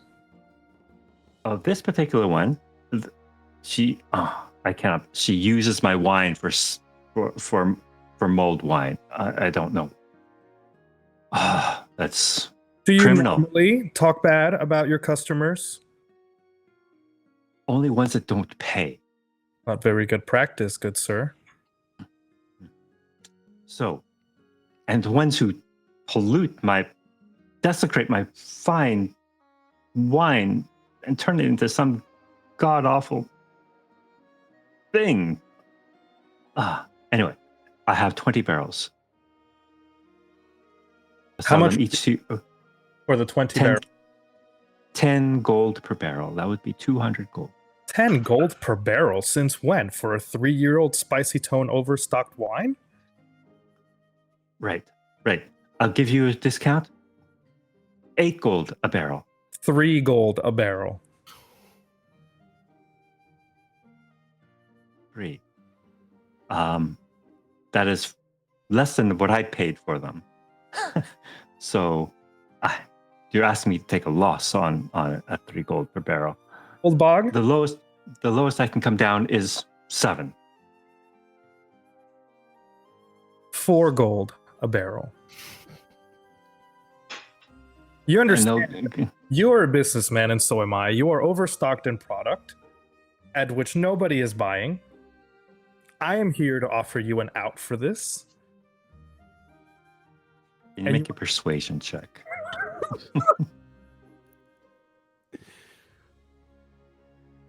I will also be doing this at advantage. This is my last one. I can't do any more after this. Fine. You know what? You're absolutely right. That stinking wine has been on my shelf for far too long. Take it. 4 gold per barrel. 20 barrels, that's 80 gold. And it's yours. Perfect. Have them delivered. Old Bog, where does Soto live? Oh my god! The Down Under. Have them delivered to the Down Under at this address. Oh my! Oh, you mean the down below? Okay. The down below. You mean you own 15? Are you questioning my shipping business practices? No, not at all. My warehouses? 15. Okay, I will arrange that. Delivery will cost as well, but I'll eat that cost. That's we'll very keep it at nice. 4 gold per barrel. But I will need payment up front. Do you doubt the coffers of the crown? Oh, you're a representative of the crown now. I Do thought you you know had you were a private. Who my father is? Oh, you like that? We're using the Nepo card now. This is not the game that you want to play today. Who's your father? Conjuro Isn't he on the council? of the crown. I see. Can you make an intimidation check now for me, please? I'm just concerned he's sending shit to my house. Bro's already mad at me. Listen, I think I have a game plan. We'll see what we can do. I'm gonna kind of look to Old Bog to help me with some intimidation shit. Old Bug doesn't know what to do. He just like Tough. flexes his shoulders or something. Look tough. You're tougher than this guy. So with a dirty 22, he says, I don't want to get on that side of the crown, of course. Oh, you should have just told me. You can just there. It will be. Of course, I'll send an invoice to your father then. Correct. Very good. I'll get that all sorted out. And How of fast course, for this wine? I'll have my people delivered this afternoon. Perfect. Can we? Go ahead. Thank you so much for your business. I will need your signature at the very least, though, so just to authorize the purchase. Absolutely. And I'm gonna sign as my father using Kenku mimicry. Like, perfect. Writing. Oh, you share the same name as your father. The expert. Oh, how fortunate for you. Yes, I am a junior. Would you have a problem with that? No, not at all. Thank you. It's a pleasure to have made your acquaintance, and I'm so sorry for the It's also misunderstanding. a pleasure. And this time he'll reach over and kiss your hand. As I think this extend might it. be the beginning of a beautiful partnership, good sir. I hope so. I look forward to doing more business with you. And if you ever I need a sommelier to properly let you know the quality of the wine that you purchase, feel free to reach out to me. Of course, it's always good to know that I have an ally in such high places. What a wonderful day. Never hurts, right? Of course. And he looks absolutely thrilled to have made this 80 gold piece sale. I'll see you next month. Of course, and I will have better stock of the good stuff as well. Just so you know, if you ever do decide to cater to a more refined taste, perhaps not those down below, but perhaps up in the crown, perhaps might like some of my better stock. Perhaps. I look forward to hearing from you. Good evening! And I'll signal to Old Bog. Yep, Incredible. old dog's right on your shoulder. Yep. That was incredible. Cool. And I'll make my way back to the copper vat. Incredible and also slightly concerning. That's gonna go back to bite us in the ass.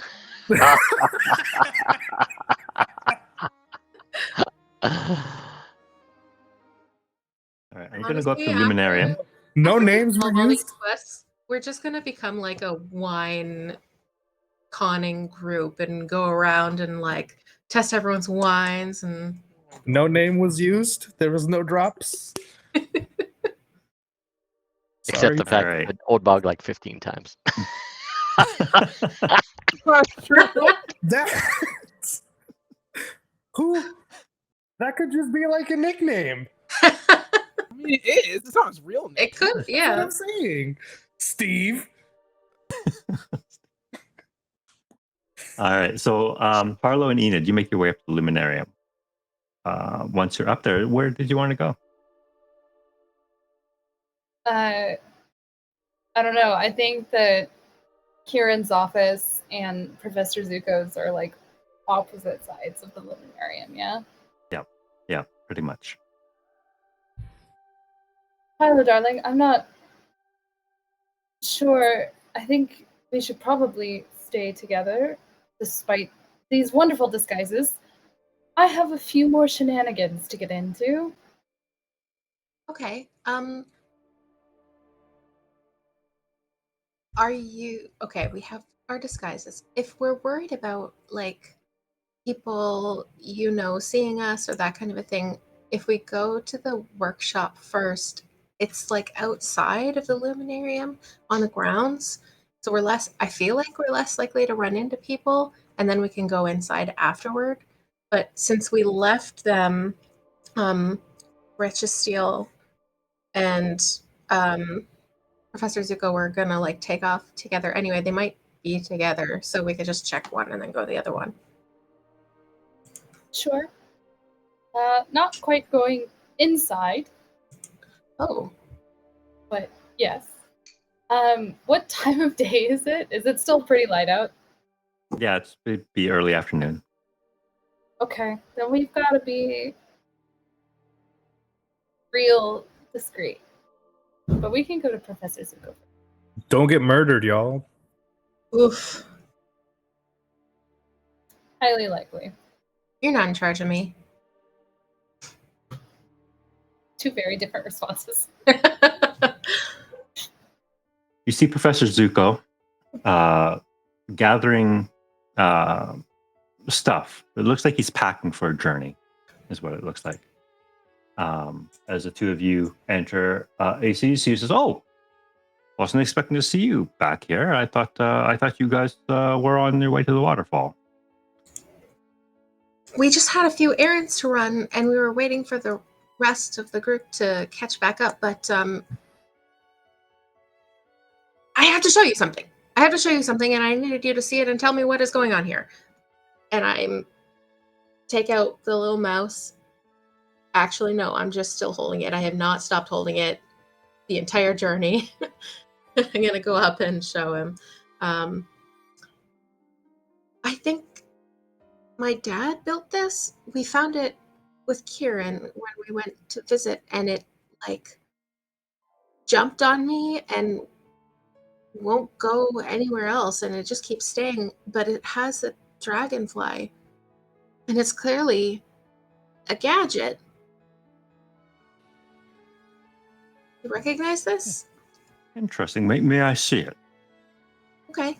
I'm gonna let him, I'm gonna put it, try to get it in his hands and stay. All right. It stays with him. And you can see Professor Zuko and puts on a pair of spectacles and takes him to a little work table and says, "I'm not going to hurt him now. I just want to take a little look-see." And pulls out little poking tools, whatever, to see what's going on. You can see the most kind of wriggling here and there. It's almost as if he feels like he's being tickled. It's so fascinating. Yes, I do see the dragonfly. And where did you find this again, you said? When we went to visit Kieran at the Hole in the Bowl, it was with their things. And when we went, it like jumped out at me and won't go, like it just keeps staying with me.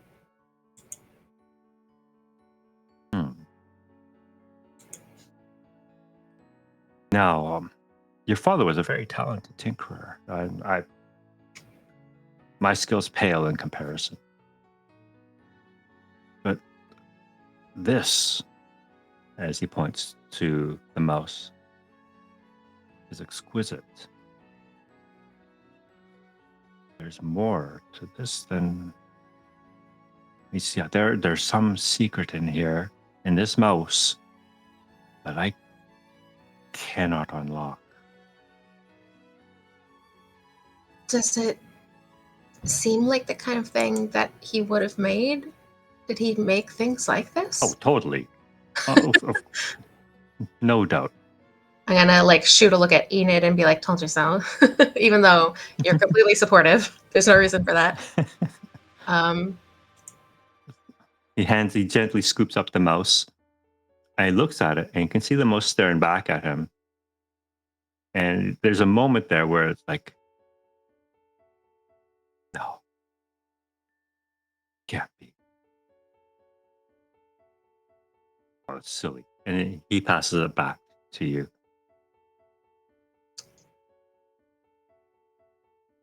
Thank you. What's silly?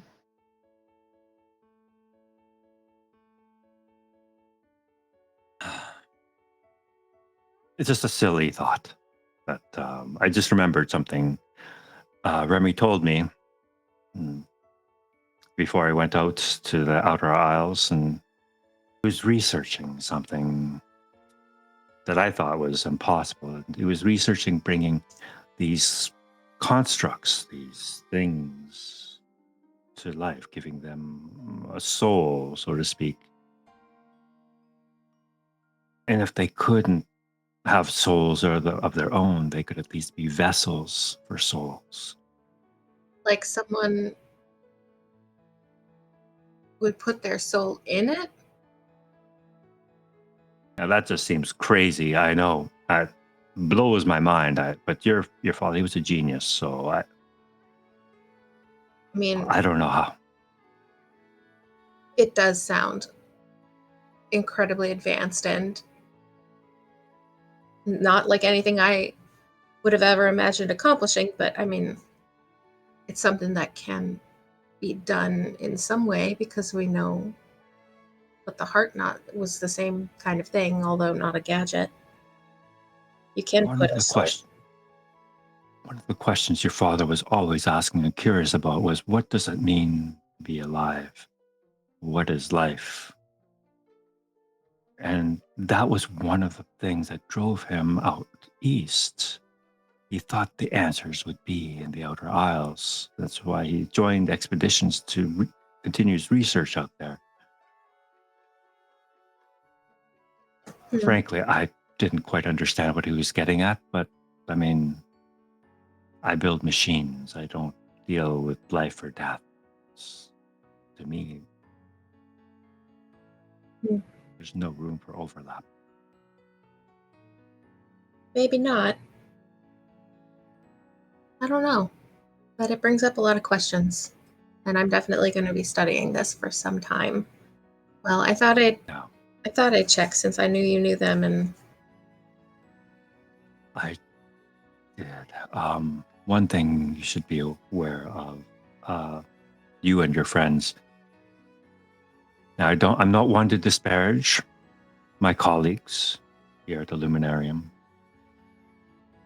but Professor Silverberry has gone missing, and I'm not a detective or warden or anything of that nature, but the fact that his name is a common thread.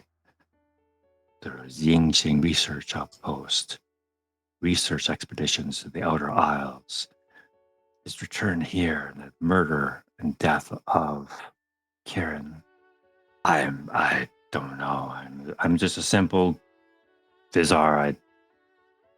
What do I know of these things? But just it's part of my training and my job to see patterns, and this is a pattern I see. So I just want you and your friends to be careful. yes, I think so. I know we came originally here to Joa, Enid and I, with Professor Silverberry, but before that, I didn't know that he had any connections here currently. I thought he studied here and then moved out to the outpost. As far as I knew, he'd always been at the outpost. So, and we used a portal to get here. So obviously he can travel really quickly and kind of Wait. get around. Say that again. We used a portal to get here. Professor Silverberry brought us. Where did that portal take you? It took us to the Copper Vat, the tavern and inn.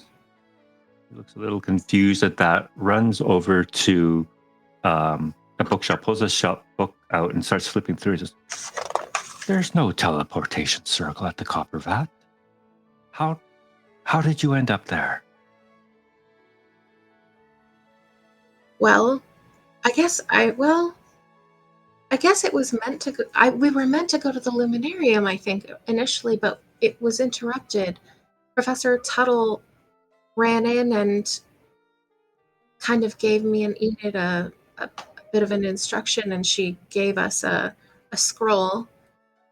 And it all seems linked to this quest that we're on now, but it was while the spell was already beginning, so I guess it interrupted us, and we ended up in the Copper Vat instead of wherever we were supposed to go. That's right. I thought we were going to the Luminarium directly. There is a teleportation circle here at the Luminarium. There's one at the research outpost. And there's one... why didn't I think of this sooner? There's one at the waterfall. Warden Padme, that's how she gets there. There's one in the hole in the bowl that the wardens use to travel throughout the realm. Wow. Okay, so is that how you were planning to get to the outpost? Well, yes, with the help of the new archivist, who's quite an accomplished wizard from what I understand. she could have activated the teleportation circle and brought us there in a jiffy. Oh. So we could maybe take one of these circles to get to the waterfall. Do you know where the teleportation circle is on the other side? Like, is it somewhere within that sanctum that Elder Padme has, or is it somewhere kind of discreet? He takes a look at his manual that he has, which describes all the teleportation circles, their location, and how to activate them. And he finds the one for the waterfall. Yes, it's at the foot of the waterfall. That's Oh, okay. I guess I should go. We should talk to Elder Miko and see if they can send us there. We'll look into that. Thank you very much. That's really useful to know. you're very welcome, and be careful. Thank you. We will. You too. All right, and hold on to that mouse. There's something about it that's a little unsettling.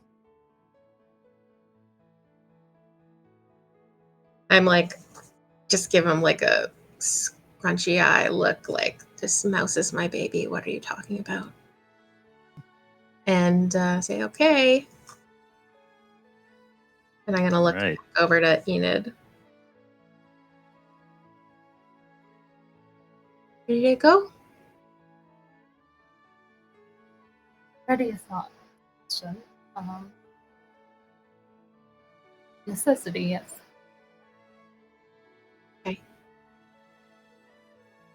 All right. So you are headed back outside. Where are you going next? I'm assuming I know all of the like back pathways behind all the buildings. Yeah, you spent enough time at the Luminarium to know your way around campus. Yeah. I'd like to get as close as I can to the back wall of Kieran's office. Okay. And then Karen's office, recall, is slightly underground, though, right? So yeah. So like as close as I can, you know? Okay. 30 feet is my Okay. and I'm gonna summon my familiar, who kind of shows up as like it's just like a bright light at first, but then it kind of like sprouts little like spirit arms and legs. I'm just gonna tell her to go into the office and look for things that I telepathically communicate with her. And then I'll dismiss her into the pocket realm and resummon her in Kieran's office. Okay. So this little ball of light that looks like a sprite, kind of Yeah. like little fairy kind of look to it. Just like okay. She looks at you as you summon her into existence, and she gives you like a typical like Tinkerbell type bow. She disappears in the pocket realm and just reappears In like a spot that I remember in Kieran's office as being kind of like hidden. Okay. Yeah. She'll reappear, say, underneath her desk. It's a little, and now you're projecting your senses into her. Yeah. Or her so senses into you. I'm holding on to Harlow and looking through Eddie's eyes. Okay. You can see you're not alone in this room. That there is Rashistel is there, the new archivist who's taken over the office. And she's busy trying to make it her own, at the same time pack for a journey as well, similar to what Professor Zuko is doing. Yeah. Does it look in here like there's like any of Kieran's notes or like their effects that are still in the office? I'm going to make I need to make 2 rolls. Yeah. The first one is going to be a stealth roll. No. And I'm going to just look up what a sprite is. So just give me a second. And next thing I need you to roll is perception. And you have +3 to your perception. Roll high. Oh, that's terrible. 7.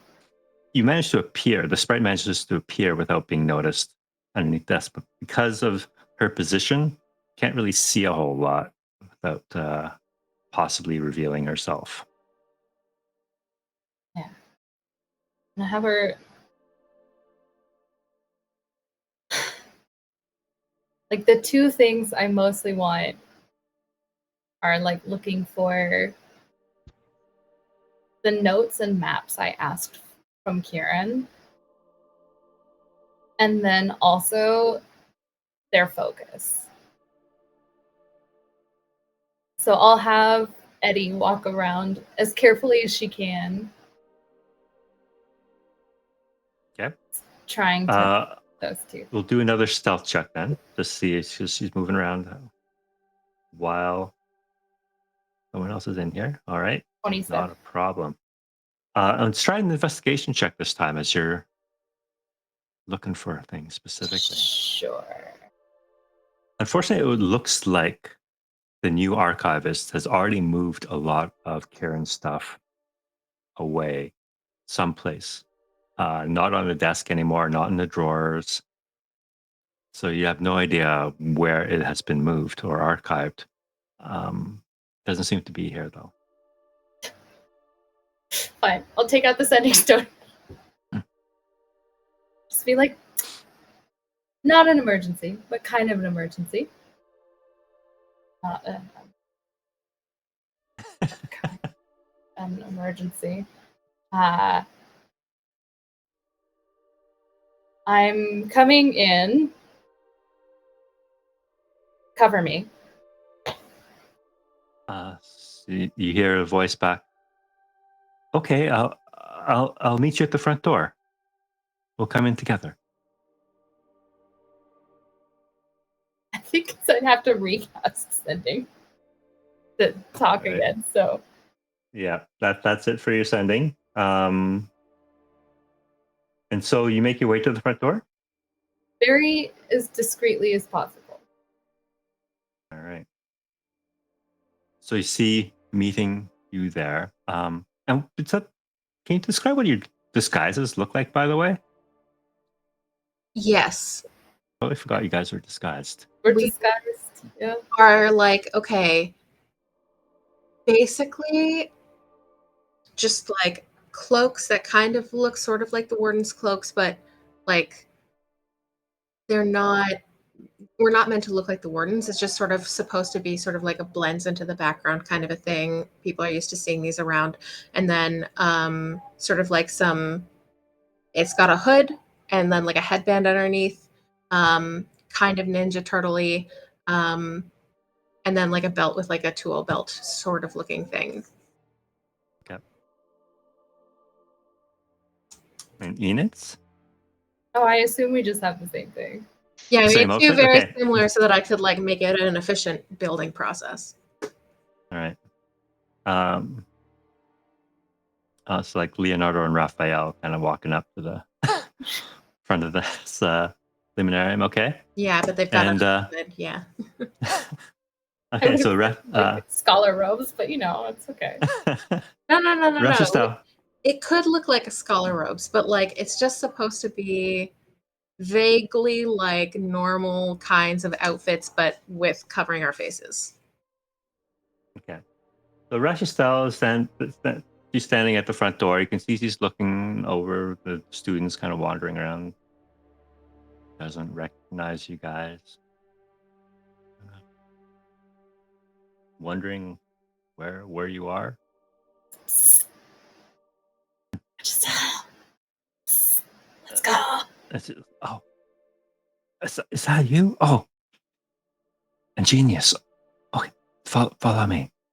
And she leads you into the door and down the same flight of stairs that you're familiar with to the archivist office. And you can see her name is now on the door.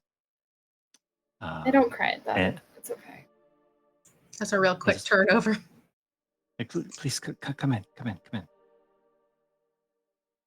And you're all in the room, and you see your familiar kind of fluttering, and I guess you can call it back if you want. I'll just lean down and she can. Right? Yeah. Just, oh, you've been spying on me. No. I was just looking for something and didn't want to bother you.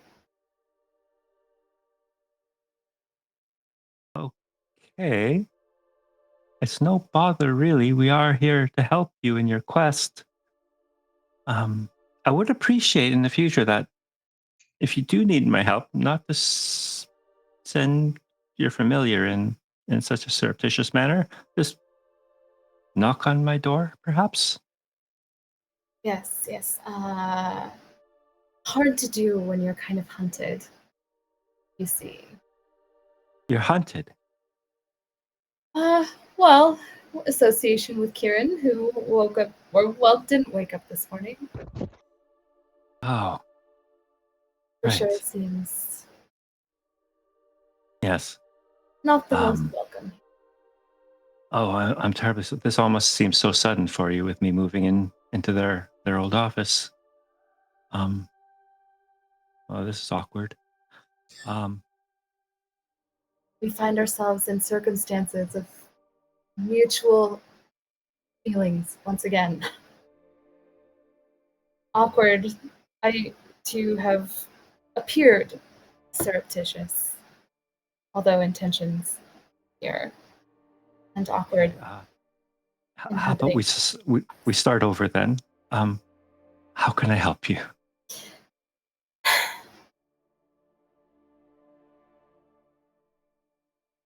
I met with Kieran not long ago and asked them for a favor. They were going to compile some maps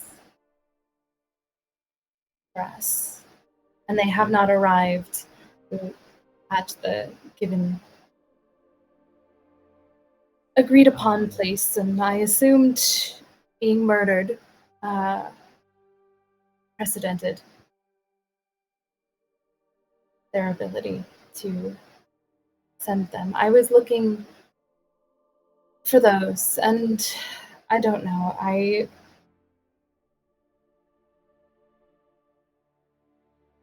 I'm not sure how much you knew of Kieran, but they were very close.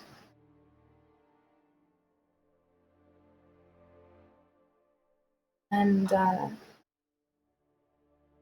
in times of loss, I find that it's fairly normal to want to feel as close as possible. I was looking possibly for their focus. Oh. She looks around the office. I'm sorry.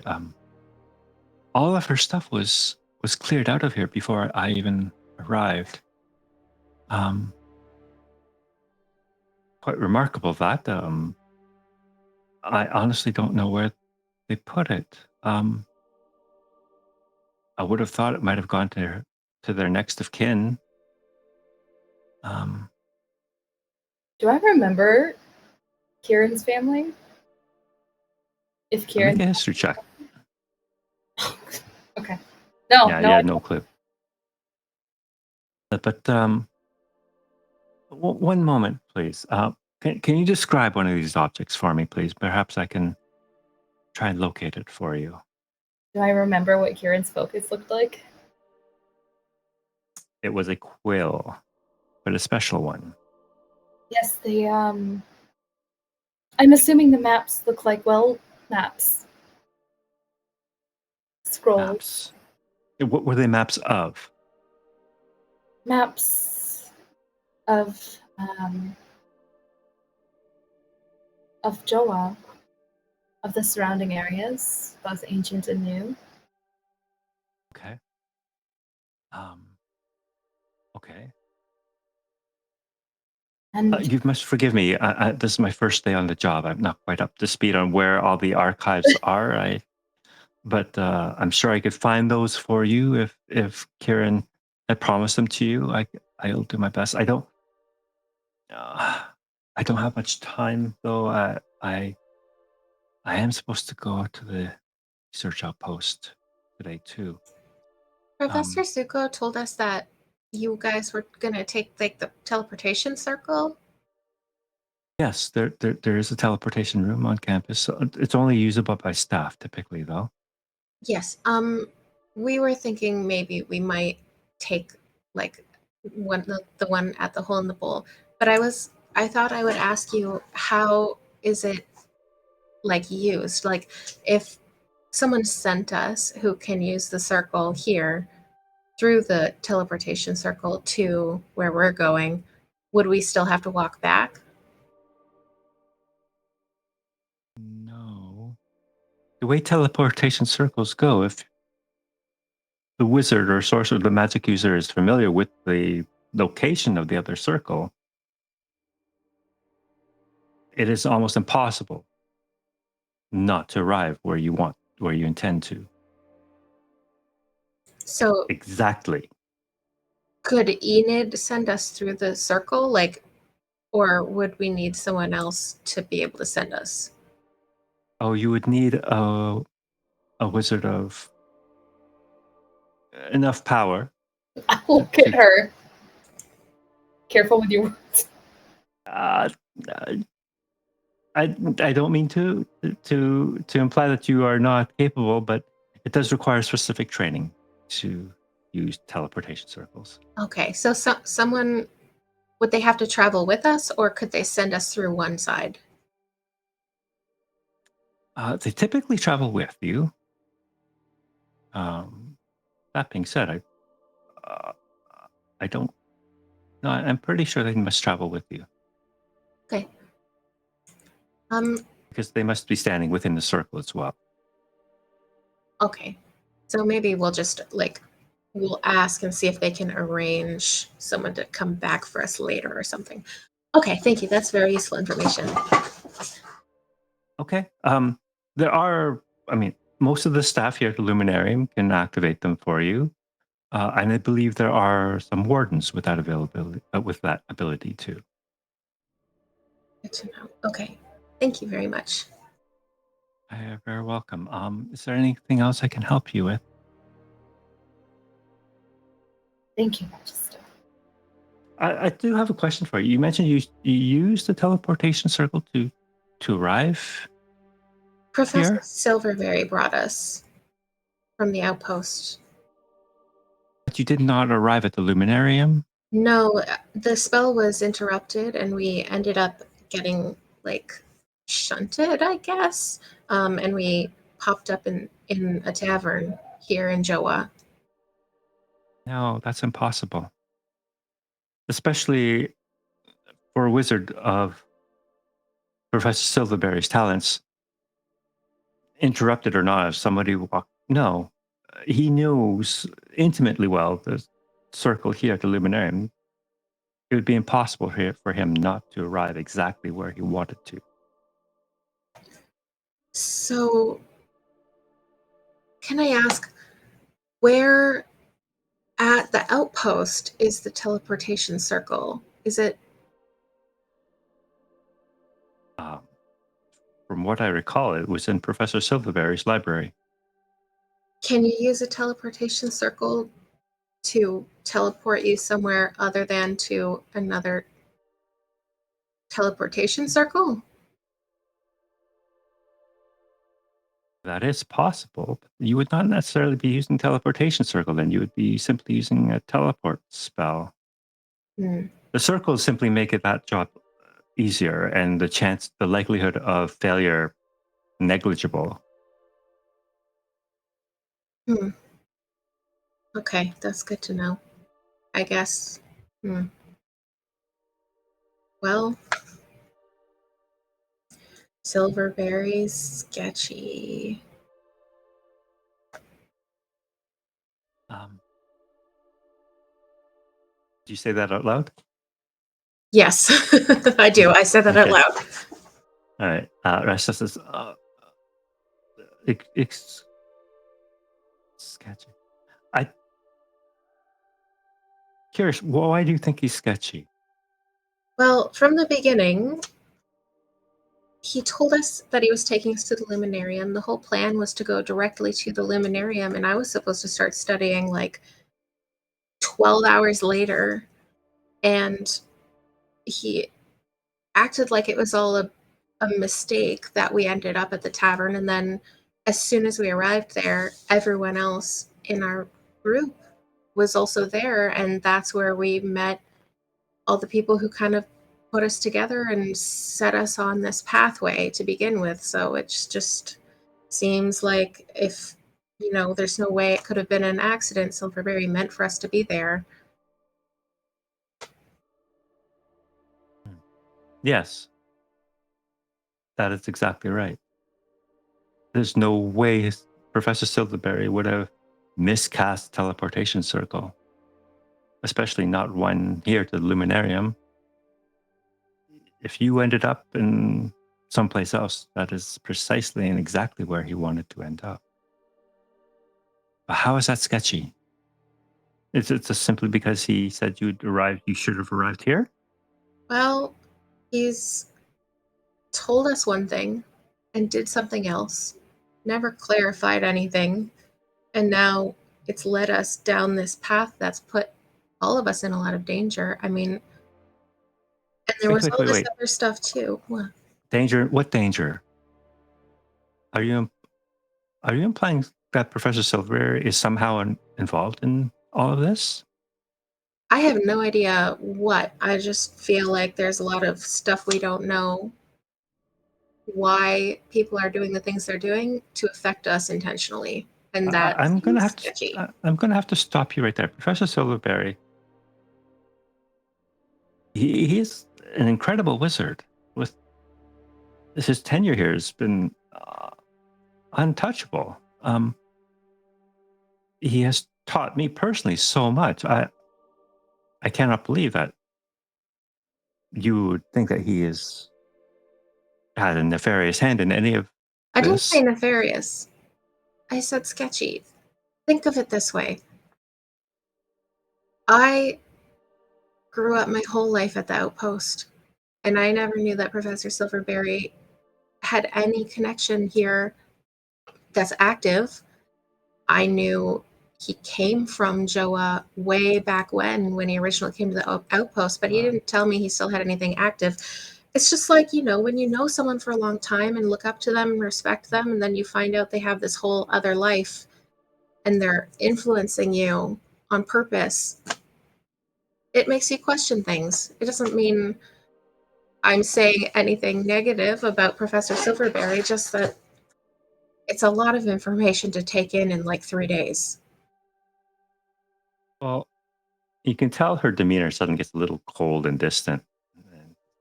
Well, perhaps it would have behooved you to maybe ask him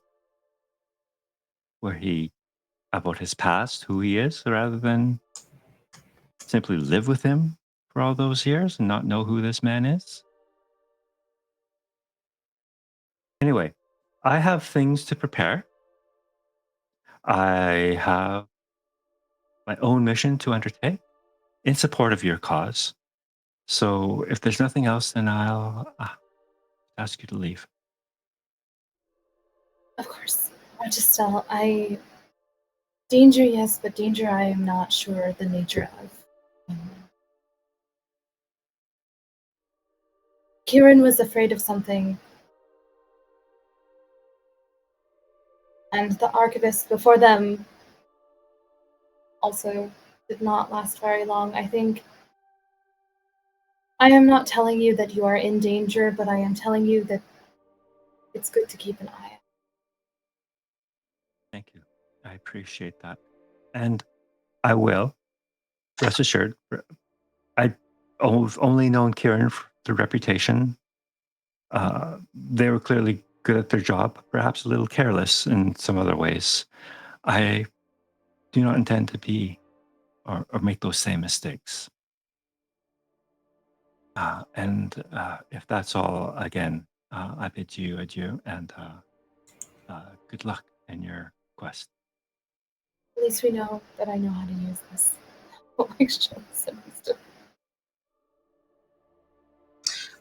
Can I like insight check to see if there's like, do they just seem defensive like because they like Silverberry, or like if they are hiding something? Sure, go ahead and make that insight. Just in case.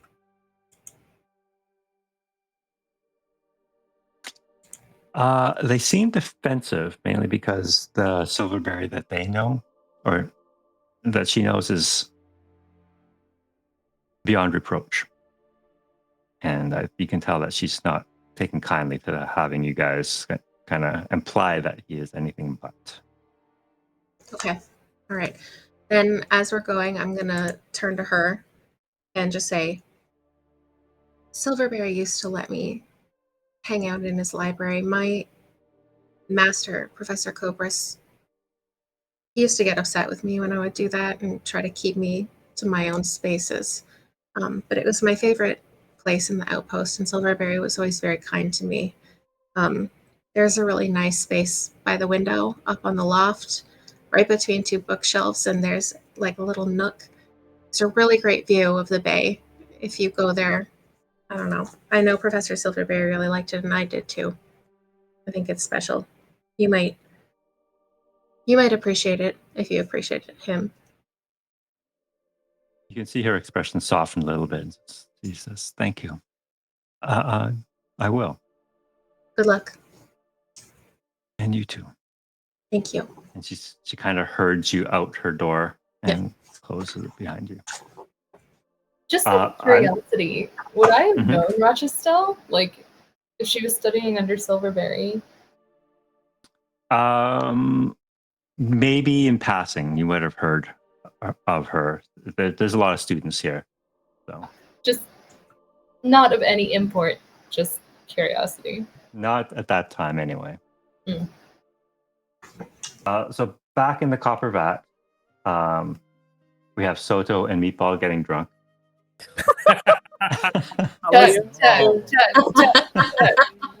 Night, yeah. Oh boy. Poor guy's going through it right now. I just want to know what is going through Soto's head right now. Oh my god, so many things. Well, first of all, his partner is hella mad at him. So basically he can't go back home until Ruth comes back. Otherwise he might as well be dead. He saw the remainder of his siblings that he hasn't spoken to for, I don't know, 30 years. And they're like the only people that he has left, like, well, besides you all. But like, he doesn't want to make enemies of them either, but at the same time he's struggling to like put aside all those like hard feelings he's had over all these decades. So he's just kind of going through it right now. He's not feeling too good. And how much of this do you tell Meatball? You know what? Let's just tell Meatball my whole life story. Why not? Yes. What a fucking choice. When I was a child, yeah. Meatball said, I'm right there with you, man. I know what if anything happened to my poor kid, my little kid Theo. I mean, I'd rip the whole Dreamwood down for that kid. I mean, he's a bit of a nut job, but he's my kid. Oh, Meatball, you truly understand. He's looking at his cup. It's empty. It's I think we need another. Yeah, he'll like just like, 2 more, please. Winnie, as she brings the 2 cups over, she's just giving Meatball the evil eye. But yeah, you guys are gonna run me dry tonight. But you guys are sharing your life stories with each other, getting rip-roaring drunk. It's not even middle of the afternoon yet. And all your friends, you all gather back here after your various trips. There's still the matter of finding Ruth and Pookie. They've got a good head start on you now. Probably at least 8-hour head start. Okay, so we all arrive back. Yep. Time to get going. So to actually be drunk, like. I think. Or are we I'm going to make you make a Constitution saving throw. Okay. Just DC tipsy or 37. actually drunk. Well, let's see. Ooh. 16. All right. You're feeling buzzed, but you're not going to be. You're not going to get the poisoned Okay. status. Hey guys, Right. so we found out from Professor Zuko that there are teleportation circles. There's one at the waterfall. So I was thinking maybe we should go back to the hole in the bowl and ask Elder Miko if they can like take us there. Because it might save us a lot of time. That So will to save. hiccup and say, "Did you speak to my sister while you were at the Luminarium?" Unfortunately, yes. Mm-hmm. I'm gonna walk over and take a sip of Soto's mulled wine and be like, I understand. And just do a like rolling eyes and like pat you on the shoulder. But yeah, that's also why I thought we could go to the teleportation circle at the hole in the bowl, because Elder Miko said that they'd support us, and that there are a bunch of wardens who can use them. So maybe they could like drop us off there, and presumably a warden's not going to stay the whole time, but like we could arrange, maybe they can come. I don't know, we could ask if they could come back in a couple days or something for us, and if not, we could walk back, but at least it saves us travel one way, potentially. Harlow, darling, my only concern and something that piqued my curiosity in our conversations was why wouldn't have Elder Miko offered, knowing our intention, to portal us there? Yeah. Maybe, I don't know. Elder Padme presumably uses it to get there, so maybe he just, I don't know, maybe the people who run it are more associated with Padme? No I idea. mean, it's definitely an advantage, given our time behind, but just something to be conscious of. Very true. They said that it's located like right at the base of the waterfall, so not like inside a building or anything like that. Like it's not like we'd pop out like in Padme's evil minion room or anything. But yeah, I don't know. I kind of just really wanted to see how it worked. I mean, it doesn't hurt to ask. If True. anything, we can. See if Miko's weird about it. Well, what do you guys think? We could just start walking. Yep. It's gonna take us a long time. I don't want to try no portal. Go poof. It would take you by land or upstream by water. Better part of a week Yeah. to get there. Ooh. I don't think we have the time to go on foot. It would take us far too long. If Pookie and Ruth were going there, how fast do you think they could get there flying with Pookie? Because if it takes us a week to get there on foot, like, we might be days ahead of them arriving anyway by the time we get there. Like, who's good at math? Shit, that's me. Okay, I'm gonna try to do math. Do I feel like it would line up with Pookie's flying speed? You guys would, if you guys were to take the teleportation circle now, you guys would clearly beat them by days. Okay. So definitely. Well, that might be to our advantage. Like if they were going there and there's a threat, we could deal with the threat before your kid arrives and is potentially endangered. We could deal with any threat, maybe leave someone like look out for them and even come back before they arrive. Like if it turns out they weren't going there, we could come back and look here more. I don't know. Does that make sense? It seems to be the most logical course of action at this point. Well, I guess the first thing we'd have to do is ask Elder Miko if they'll even let us use the circle. Why didn't they mention that in the first place? Because they're a bunch of jerks. Or other reasons. All right. So you guys want to pay Elder Miko a visit? Just a quick one. All right. So you guys go back up to the hole in the bowl, but take one stop earlier. Get dropped off to the library where Elder Miko is putzing around his library. He looks surprised and says, "You're still here. I would have thought you'd have gone by now."